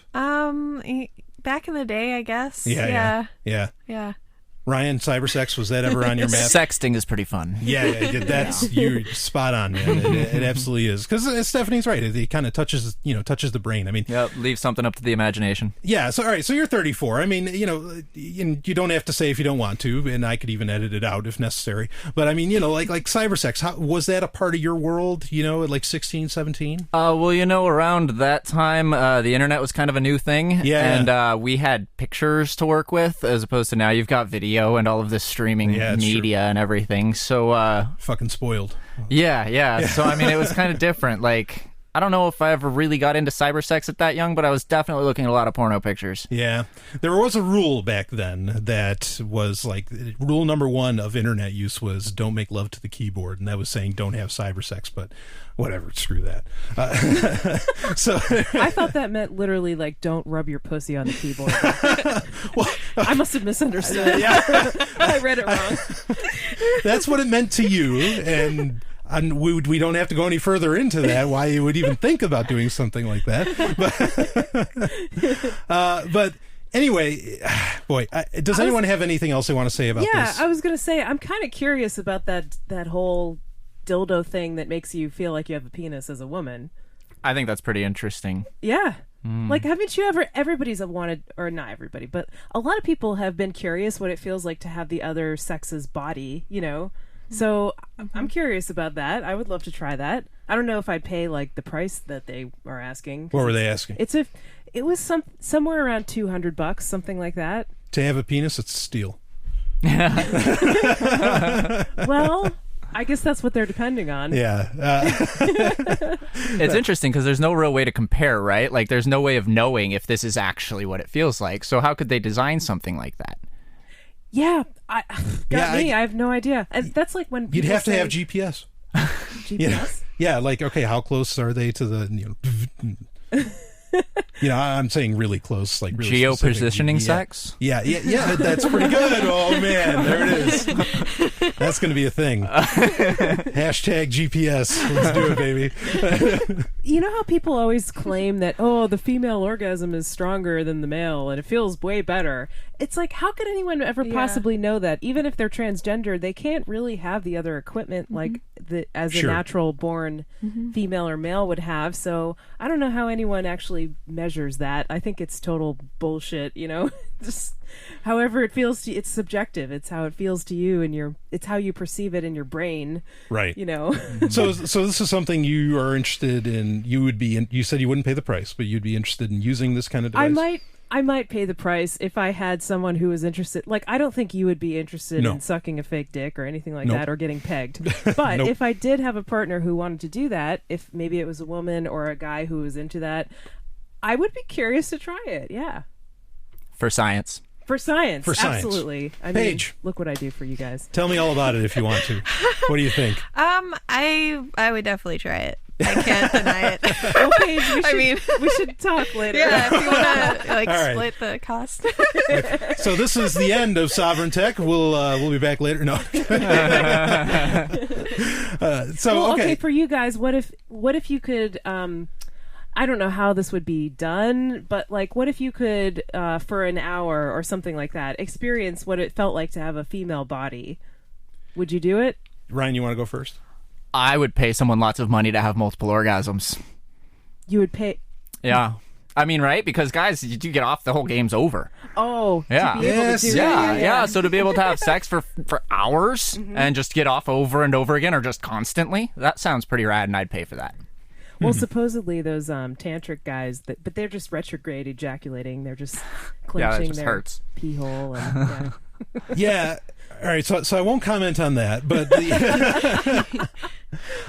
but yeah, this is kind of one of those transhumanist things, and I've heard some people I actually respect quite a bit where they've talked about that, where they want to be able to interchange sex organs and all of that. I'll admit I have no interest. I really don't even want to necessarily know what that feels like, and that might be the most closed-minded thing I've ever next to perhaps, I don't know. Well, anyway. I recognize where that might be pretty close-minded of me, but yeah, not an interest. Even in moments, and I've been in those moments where where you're in the proverbial heat of passion, and someone might have tried to slide. To slide something, and I just instantly, whoa, get the hell away from me! What the fuck is that? It was pretty. I've been there. And so even when all but I mean, even when my libido's ramped up, I can say that I'm not there. So I think you're describing something different, but I'm describing something different. You're saying it sounds to me. Well, if I want to interchange parts, the only way I'm interchanging is me having a pussy. Right, that's what I was asking about. Right. I wasn't asking if you wanted to be penetrated as a male, which you are. I was asking if you wanted to see what it felt like to have a female body. Right, but I think that if I'm not willing, if me getting pegged isn't of interest, that why would I be interested? There's so much more to female-bodied sex than being penetrated. Yeah. I know that males think it's the main attraction and it's the end-all be-all, but there's so much other stuff you can do besides just get. All right, Dr. Murphy. All right, I'll give you that I might be curious to at first try it on myself. And I just lost every Sovryn Tech listener. This is the last thing they want to hear me talk. They love hearing you guys talking about this shit. They don't want to hear me. So all right, I'm intrigued. I'll put it that way. The door's open a crack. My crack is not open. That's what I was just telling you. All right. So does anyone else have any other comments they'd like to make about all this? Sure, and I might regret saying this, but I think that I would suck a hot chick's plastic penis. That's awesome. Yeah, Good for you. I think I'd give that a shot, especially if it was like giving her the experience of getting a blowjob, because blowjobs are one of the best things on the planet. Let's just face it. Man. So giving that gift to someone who can't otherwise enjoy it, I think that would be something I'd be into. Right on. Cool. Yeah. No regrets. You're a big man, Ryan Taylor. Right. All right. Anyone else? I already gave all my dirty secrets. All right. We can move on to the next I'm topic. good. You're good? All right, you're good. So, all right, well, as great a note as that would be to end the show on, because I don't think that kind of conversation is existing anywhere else on the planet or on the internet anyway. I want to get into, actually, Paige, you had brought a subject up to me that I thought was really interesting. So, and we're getting back into tech here, hardcore tech, and not hardcore. All right. But you had described to me, you had talked to me about GPL, right? Yeah. And, GNU and all this. Mm-hmm. And was it the idea? And I actually had a listener get in touch with me on BitMessage pretty recently, which was ironic because you had tweeted, or whatever, you'd PM'd me about this before. Mm-hmm. And then this person said, I think GPL is an example of an already existing anarchist institution. And it smacked awfully similar, what this BitMessenger was kind of saying to what I think perhaps, and we only got 140 characters to talk about it, of what you were saying that GPL was it like a basis for society, or tell me more what your thoughts are on this, because I think it's interesting. So yeah, I mean, there's two ways to see GPL, and it stands for General Public License. So that's one way you can look at it, as a license that's enforced by the state and upheld by the state. So it's not unlike copyright law. Correct. Right. It's technically called copyleft. Copyleft, right. The idea is that instead of copyright owning everything and not letting anyone else use the content that you create, forcing that to be open instead of closed. So the idea is that if you make something that's released under GPL, everything that's a derivative or that uses the software needs to also be GPL, or you're at risk of being sued or whatever. Right. So the idea about kind of enforcing this way to go about software and just data in general and openness in general, I think is a really amazing idea. I don't think it needs to be forced by a state. I think GPL can exist without a state enforcing it. But I totally I used to be pretty much against GPL because of, just seeing it as a licensing thing, but just the mindset and the keeping the basically enforcing and making open source software viral and promoting the open source idea and propagating it to all of the derivatives or whatever that comes after. So I brought it up particularly because MaidSafe is going to be released under GPL, meaning that anyone that uses MaidSafe or anyone that makes an app on MaidSafe will need to make it open source. They have to match the GPL. It has to be GPL for GPL. Right. I think, so in terms of GPL, I think it's a little complicated. You can release under other copyleft compatible licenses. Mm-hmm. But in the end, it has to, one of the clauses has to be that your code is open and available for other people to use. So like an MIT license, which is an alternative, can that interact with GPL? So as far as I know, you would be able to make. So if you made an app, and release it under MIT with MaidSafe, anyone using your app, so anyone making use of your stuff, wanted to do something proprietary, they would need to come back to MaidSafe specifically and get a separate license because they wouldn't be able to use the parts that you used. Right. And so MaidSafe would have to say to them essentially that, or like MaidSafe would have to approve, Correct. Or give them, like, basically issue them a separate license, like a commercial license. Okay, that isn't GPL. Right. So now this is interesting because I think, and this is an age-old debate over whether or not, open source is better than proprietary, and I think this year, 2014, has been a hell of a year as far as security flaws. And ironically, the larger ones were due to things that were open source, or did not due to, but came from things that were open source. You think Heartbleed. You think TrueCrypt. Yeah, TrueCrypt. Oh boy, yeah. Don't get me started. Or what was the other one? Shot something.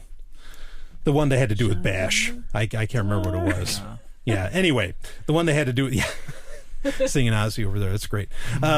So, okay, and so this is kind of the debate that's going on. But I think, like we've talked about throughout this show, when it's not open source, you really don't have enough control. And when it's something really serious, like your own perception of realities, or even just control of your data, like MaidSafe is going to be a store of your data, of anyone's data. And so that's really important to have at least the potential, at least the choice, at least the option to have total control over this sort of thing. So I find it hard to believe, particularly with anyone that's at least anarchist, to where they would support the idea of proprietary. Because it goes completely against the entire idea of having individual choice at the basest of level of whatever you're using, and that only open source can provide, and GPL is kind of the stamp of approval. Are you talking just for software or for anything? GPL in general is just for software, correct? Yeah, as far as I know. Yeah. So, but I guess you could copyleft your content too. Yeah, you right? can. I've heard it being used kind of for even like books. Right, but they have the Creative Commons licensing, which kind of uses the same idea. Yeah, they're actually kind of based off of each other in many ways. Yeah. So this is interesting. So So you're kind of saying you want to. I don't think you would ever use the word force, so I know you don't mean that.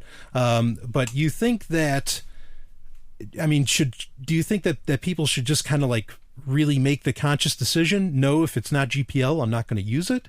What are where are you going with this? Well, I think where I'm going with this, I guess it just comes down to the broken system from the very start. The system promotes proprietary software. VCs see code as an asset. So if you open your code, it's not worth anything to them. So in the end, it comes down to the problem of just the system existing the way it is.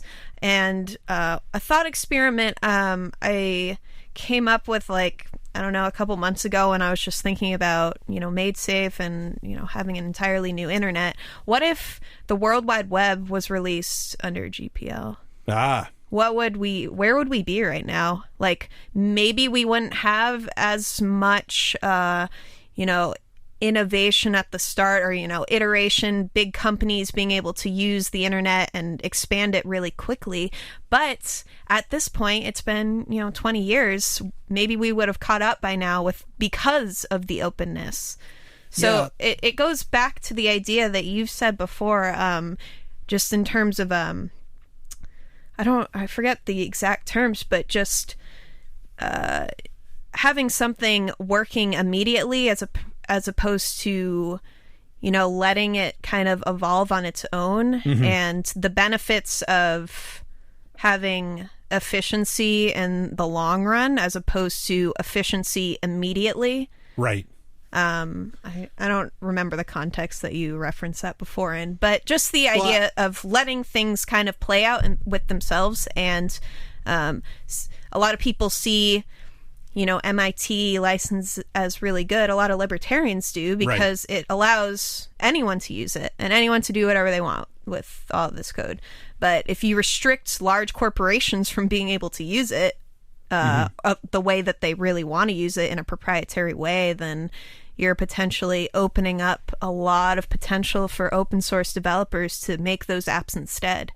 Right. And well, I think it's an interesting point because the closed source nature of so many things is really, and I know that people love to point out how, like we mentioned earlier, how it was open source software that has been the brunt of of the major security flaws that we've had really in history, with software. But at the same time, I don't think they realize that it's actually the closed source nature that is generally what kept anyone seeing these things coming. The closed source nature of a lot of security software, the closed source nature. I mean, not just, even you could take this beyond software, you could take this into life, into the lack of transparency that the government or that the NSA runs under, a lot of that sort of stuff, or even, with Windows and all these things, you could have really, I mean, we just found out about, like we mentioned earlier in the show, like how Skype just, has a literal backdoor built into it at all times. And we couldn't confirm it until now. Until Snowden, really put his life on the line, apparently, to reveal that sort of thing. And so without open source, you don't have that. But yeah, it's an interesting subject, because I think open source really can be applied, everywhere. And perhaps I'll even use the word should be, applied everywhere, because it's the only way you really know what you've got. It's the only way you really know, what's going on. And I think that since the internet did not, it went ahead and said, no, we'll keep going incrementally. We'll just build on top of this. It's like, let's just do it as quick as we can. Don't worry about it being right. Just get it out there. I think that's a fail. The way, Julian Assange was saying it, that the internet, there were points throughout the entire history of the internet where it could have been made transparent, open, and secure, and they completely ignored doing all of that. And if the GPL license was, at the very least, perhaps socially enforced, or, however that works out, then all of this could have been avoided. Everything we're experiencing right now, even I would venture a lot, if one actually gives a shit about, the businesses, what happened with Sony couldn't have happened. Right. I think if a lot of this stuff was really open. Now, there's something to be said for, how well can you secure certain systems of scale of that size? That's another subject entirely. But in general, I think I think this is an interesting thing to bring up. And even talking about the Heartbleed, how that was open source, right? Maybe if there was a lot more things and a lot more socially acceptable or acceptable in general to be open source, there would be the infrastructure to be checking those things more often. Sure. So there would be third-party services that are that's what they're doing. Right. Well, and just picture the resources could have been put onto, because there was only two guys checking the code for OpenSSL with Heartbleed, and if people weren't all trying to implement their own proprietary, version of SSL, which is what was happening, years ago, everybody could have been, working on not necessarily a standard, but they at least could have been, on the same page over what exactly they, what all those resources could have been going in the same direction, more or less. I guess is my point. Ryan, do you have any thoughts on this? Well, I think that kind of what you're talking about with the beginning of the internet and these proprietary solutions coming in, building these giant servers, innovating right off the bat, that really shifted our understanding and our definition of trust. And trust is a very common topic right now in the distributed spaces in crypto. Sure. Especially, because now we have this trustless system, right? So I wonder, we've had this lie going on, this deceit about what trust is. People believe that they can trust SSL. That's clearly a part of the major problem here. It's been something that's been discussed. I know you're a big fan of Moxie Marlinspike, and Absolutely. I attended a talk that he gave about a project he created called Convergence. This was in 2011, which he pointed out all the flaws of SSL, just in general, and some potential solutions. Nobody was listening to him. Right.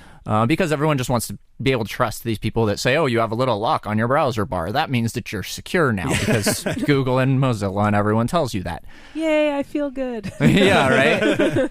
But of course, I think it's kind of a hot topic, a hot button issue as far as who enforces these licenses. I mean, here we are, 4 anarchists in a room talking about a state-enforced institution. Right. Whether it's GPL, which is saying we're enforcing sharing, that's fine, but it's being enforced by the centralized government body.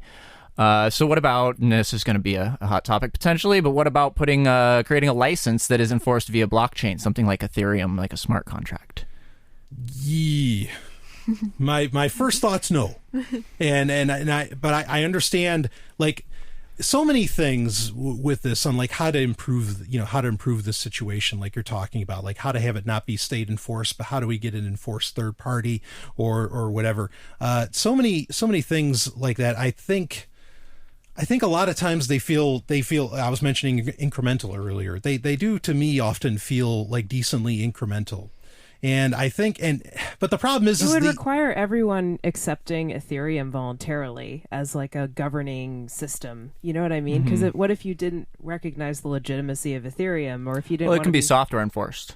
So if you had something like MaidSafe that uses the Ethereum contract, and this is like just total chaos in my brain right now because I don't think anything like that would ever happen. But but if MaidSafe decided to have their license backed by Ethereum, then any software that was made for MaidSafe using MaidSafe's code, anything like that they want to enforce to be open source, would automatically check this license. Yeah. Would automatically check this contract. So I could kind of dig the idea of perhaps software having pairing keys, and that if if your software is not GPL, it literally will not work with other GPL software. Like the keys just won't match or something like that. I think that's an interesting idea.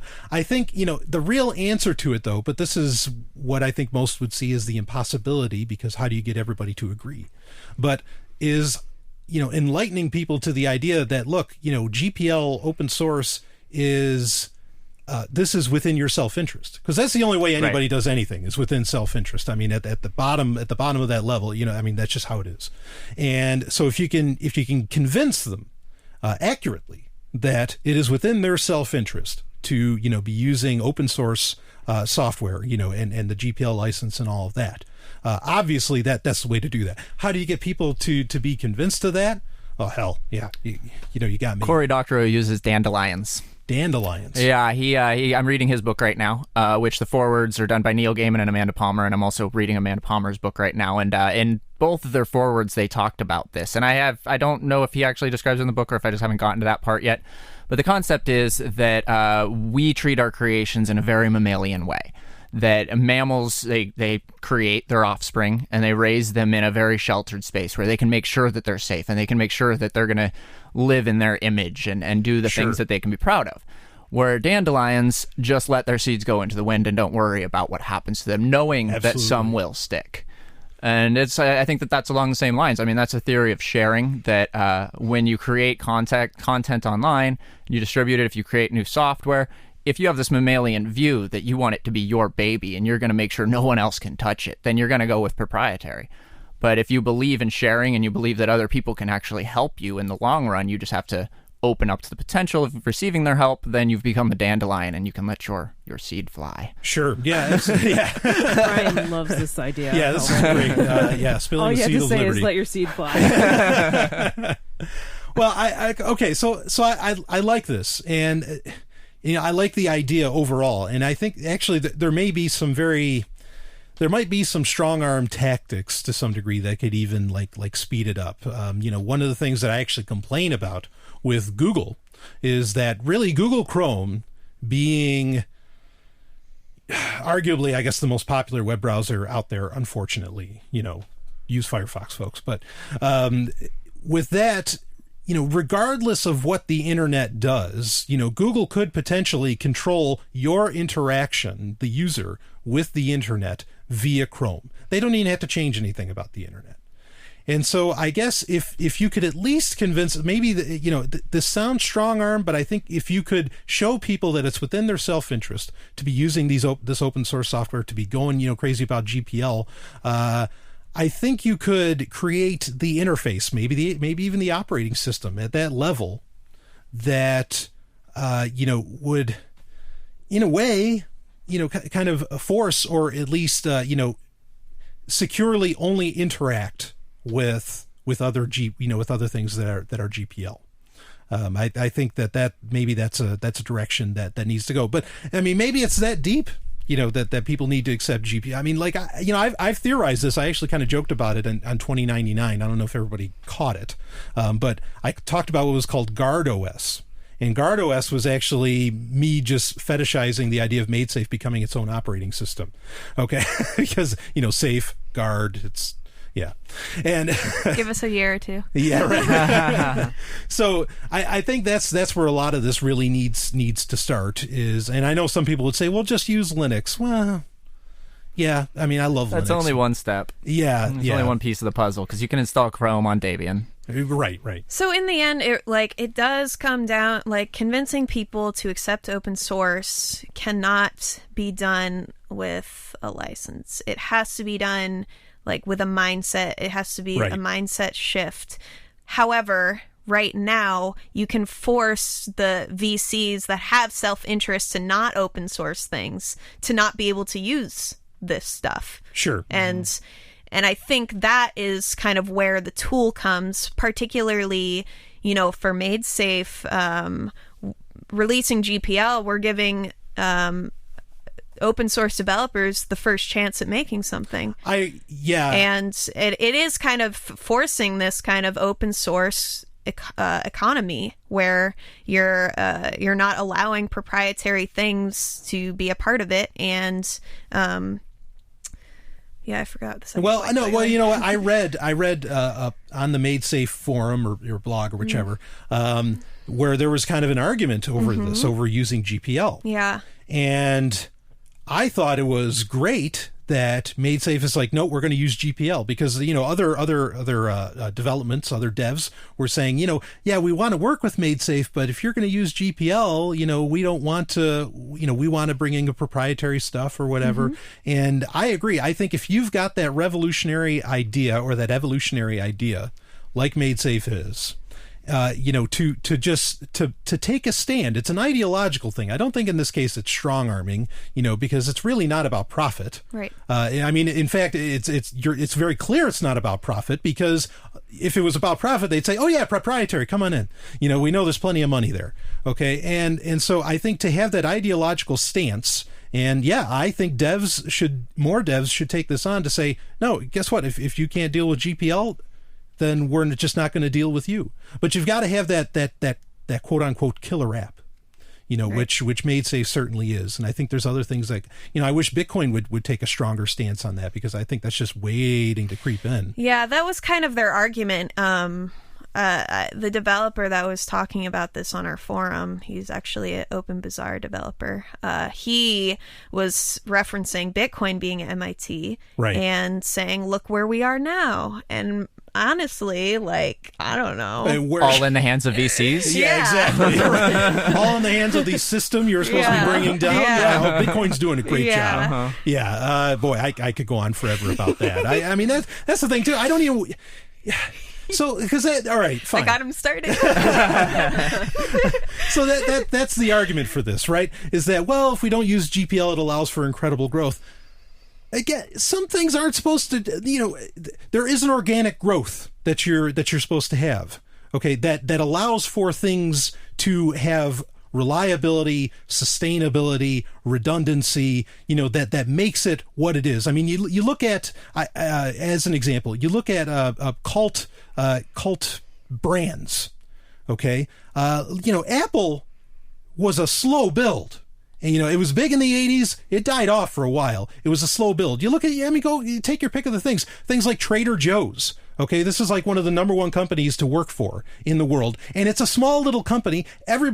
People will drive 5 hours. They'll run businesses that ship the shit to Canada, like smugglers running into Canada. It's amazing to get their hands on this Trader Joe's stuff. Okay, the point being is that if you stick to your principles, in the end, whatever you're doing, if you stick with your ideology and you don't bend to, okay, what will allow for growth, you'll find that people will actually kind of come to you. The things will actually come to you. You don't have to reach out to them. You don't even want to deal with them.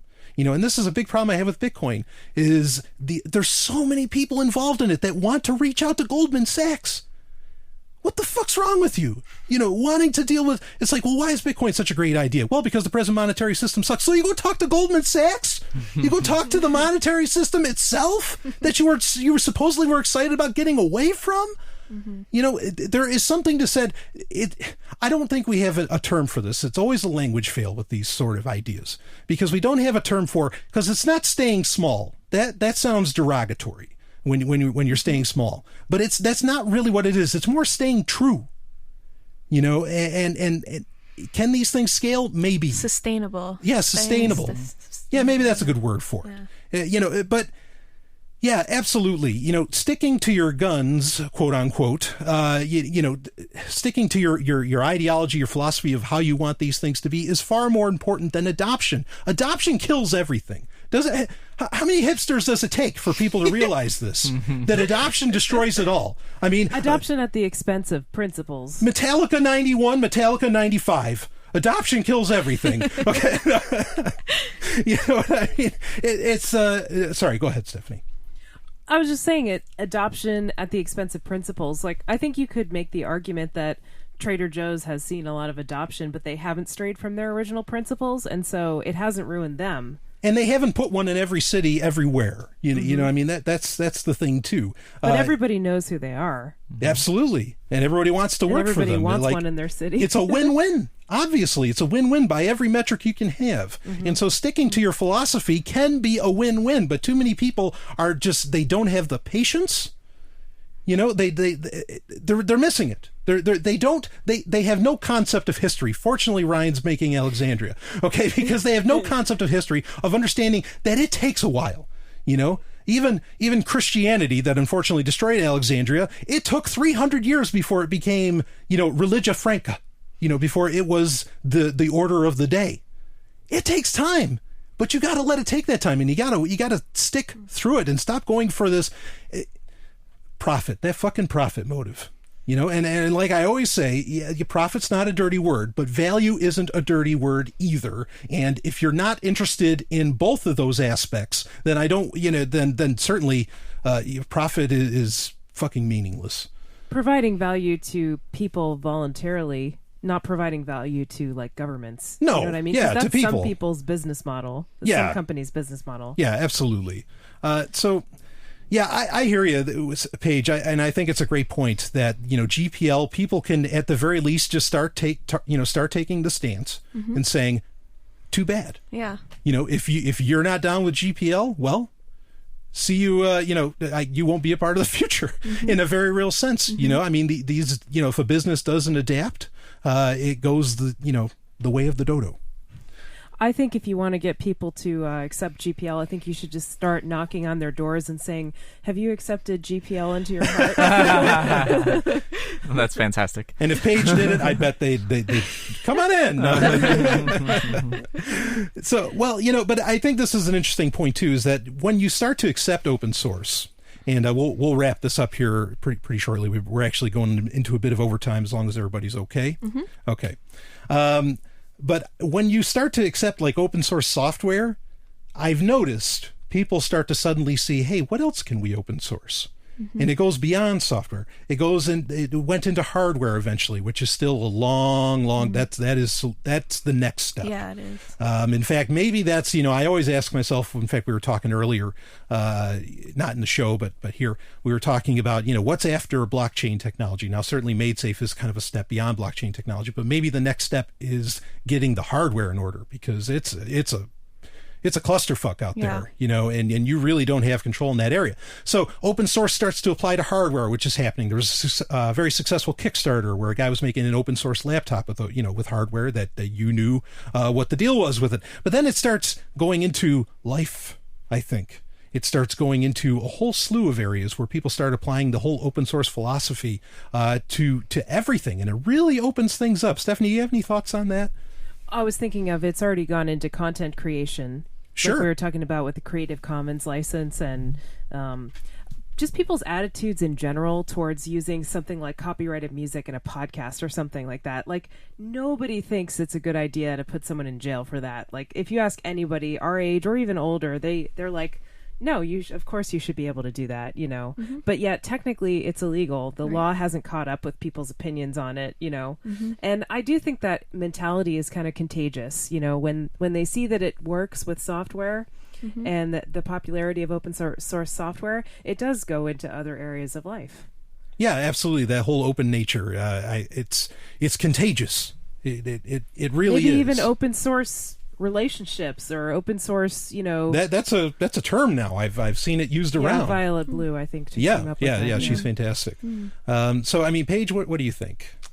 I mean, yeah, in terms of open sourcing content, once I heard a really great idea for almost like a GitHub for music or something. So you could take like clips from other people's music that they've uploaded and just like remaster it, but you're like forking it, and you know, you take that and you do whatever you want with it. So I think generally people are way realizing the benefits to open source. And again, just, I guess, realizing the downfalls of keeping things closed, even though it might get you kind of more immediate satisfaction in terms of profit. I think, you know, generally people are going more towards the sharing economy in general and sharing things. Yeah, I think the evidence stands that that's the direction things are going. And, you know, I want to get your thoughts, Ryan, but I mean, you know, before that, I think that there's this real problem where people just can't seem to accept, there's an idea that they can't seem to accept, and that is simultaneous, spontaneous creation. They cannot accept that someone else can have the same idea as them at the same exact time. I mean, but there's plenty of cases historically where it's happened. You know, Darwin. Well, according to Ayn Rand, whoever runs to the patent office first and gets there and files first it's their idea. That's why we need GPL. Yeah, right. But this happens, and the fact that happens in and of itself is kind of proof that all these ideas can exist at the same time, and you don't have to lay claim to one or lay ownership over one. But people just, they can't get over that hill. You know, I can't be the only person saying the stuff that I say on Sovryn Tech. There's got to be other people out there. I mean, otherwise it's positively depressing, right? You know, and so, but I mean, I think if people can get over that hump, maybe then they can accept a lot more of this open source stuff, and certainly would be more interested, you know, in GPL. But Ryan, you know, what are your thoughts on, like, say, you know, this whole open source, you know, going beyond even software? Well, I really like the idea. I'm excited about open source hardware. Let me just say that right off the bat. Absolutely. But I think we're quite a ways away from it. I like the idea of open source music a lot. I work a lot with content and just a huge music fan. In fact, 9 Inch Nails, actually, when they were still with Sony back in the early 2000s, they had released all of their tracks broken down as individual tracks available for people to log in, download, remix, and upload their remixes. And they could do it as much as they wanted. There was a pissing fight between Yahoo and Sony, I believe, over content ownership back in like 2007. And Trent Reznor said, look, I'm not involved in this. I'm leaving, and I'm taking all of my stuff with me, including this open source music catalog that I've created. Right. And Sony and Yahoo were so obsessed with each other that they missed the whole thing, and he just walked off with it. And he's done awesome things for what would be sort of open source music, open market for music, and changing how people pay for music and how people get it. Monetization in that sense. Something that I keep coming back to when it comes to this sort of discussion is that there's no copyright in the fashion industry. And so here you have this global, incredibly profitable, incredibly creative industry that you can take any design that you see and make it at home, and no one's going to do anything to you. Yeah, and somehow it thrives. Absolutely. Like, I mean, the fashion industry is actually, Huge. it's mind-boggling to me that it thrives as well as it does. And I wonder, it's a great point, Ryan, and I'm going to use that, and I'm totally going to steal that idea from you. There's a TED Talk about this. I can't remember who it was. A woman did a TED Talk about it, though. And, yeah. You know. So, but that's a great point in that, and in fact, one has to wonder, is that what allowed it to thrive as well as it has? Is that what has allowed it to be the juggernaut of industry? And one could argue, I mean, there's no industry like the fashion industry. That's for sure. But I think if I made that face because I know Brian's thinking of all the Victoria's Secret catalogs. I get that has the one eye, the girl has her eye covered by her hair. Well, that's a subject for off air. Yeah, you're just obsessed with the symbolism. There. That's what I say to that. The open source stuff is starting to come into science as well. It's way slower than I would like, and it wasn't enough to keep me working in science, but there were little like glimmers of hope. Like people were really starting to question the whole publishing process of these like gatekeepers who publish scientific work, and the peer review process, which is so corrupt. Like I sent Brian this article called the worst peer review disasters of 2014, and we'll be getting to that. Like every type of corruption happens in the scientific peer review industry, from like reviewers who are like paying each other off to like approve each other's papers, to reviewers who literally create sock puppet identities to review their own papers and praise their own work, to reviewers who straight up don't even read the papers and just accept anything that if they pay you the fee, they publish it in the magazine. And so it's just it's every kind of corrupt, and like it just needs to be put on a blockchain or like done in a better way as soon as possible. And there's also like sometimes companies will patent these strings of DNA, they're called vectors, where you might use like a circular piece of DNA to like make a protein or something like that, or to create a viral construct or something like that. And so some of these companies patent their stuff, and anything you create with it is theirs basically, and then no one wants to use their stuff. So then there's open source vectors, and people want to use those instead, and it's which really and if someone wants to use it, that means there's going to be some innovation. Yeah, right. Exactly. Yeah, absolutely. Yeah, and I mean just the crazy incentives that the patent system creates for drugs, like for pharmaceutical drugs. It's all about the companies are incentivized to make drugs that people will have to take for the rest of their lives, that don't actually cure the disease, that they're just going to have to keep on taking to maintain the treatment, and that are very popular, or that diseases that a lot of people have. So you end up with blood pressure, heart disease, cholesterol lowering drugs, rather than antibiotics, which actually would cure something, and you end up with pharma companies that, frankly, like they do act pretty evil in a lot of cases. Sure. Even though they're saving people's lives, like they charge a lot of money for certain drugs, and some people can't afford them. And it's not that we should solve this with socialized medicine. We should solve this by striking at the root of IP, right, and realizing why these drugs are so expensive when they don't need to be. Right. Yeah, absolutely. So, I mean, I think open source really, it seems, at least to me, could be applied everywhere. The strong stance on something like GPL, like you said, unfortunately, it stayed enforced, right?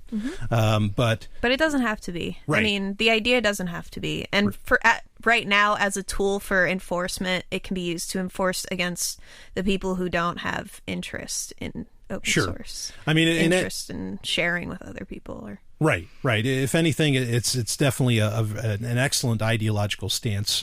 And I definitely implore any dev, any coder, to really like look in that direction, since if it is what you have to deal with in any case, then look that way. So anyway, I think that's actually, and the idea, we brought up a lot of examples of, why open source is so important. And so that's definitely something people can go out with and say, hey, yeah, like Stephanie said, have you heard about open source? Have you heard about GPL? Have you or whatever? accepted GPL Have you accepted into your GPL heart? into your heart? Have you accepted open source into your heart? Maybe now you have some arguments. Share the to good take. news with them. Yeah, right, exactly. So on an up note, in my opinion, a lot of work to be done, but it's possible right now, which is what I like. So in any case, I think that's enough. Unless anyone else has anything else they wanted to talk about, I think we might want to grab some Japanese food. Sounds good. Yeah. Yeah, you know what they do with that food in Japan? I've done it do with before. it? Eat it raw. Well, not just raw, but bareback. You never ate food off of a person? I'm not saying this was going to go on, folks. There's a first time for everything. I mean, not yet. Might want to start with a VR. Yeah. Great case for VR. Good thing Paige brought the VR. Anyway, Ryan Taylor, thank you so much. Where can people find you on Twitter? I'll put it in the show notes, but go ahead and shoot them. I am at Ryan Taylor. It's all capital, and the A's are actually 4s. Nice. Little leet speak there. And, of course, Paige? Paige is at IOPTIO. That's right. And Paige Peterson can be found in a million talks all across the internet. And talks about herself in the third person. Yeah. All the great ones Once do, in a right? while. No. and of course, actually, Stephanie, your Twitter handle is one of those oddball ones because it has like underscores, right?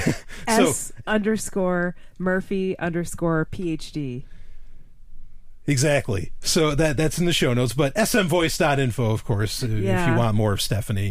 Believe me, there's plenty to take in at smvoice.info. It's not supposed to be sexy. You took some of the intro beds for Sovryn Tech that we worked on, and they're on there. Oh, that's and right. if that shit ain't sexy. So anyway, and of course at Sovryn Tech, but go to sovryntech.com and if this is the first time you've ever heard this show, believe me, I say things far, far worse in every single episode. So listen back to the whole catalog. But sovryntech.com. In the meantime, thank you all, Ryan, Paige, Stephanie. It was fantastic. Great show. And Carpe Lucem, everybody. I'll see you on the other side.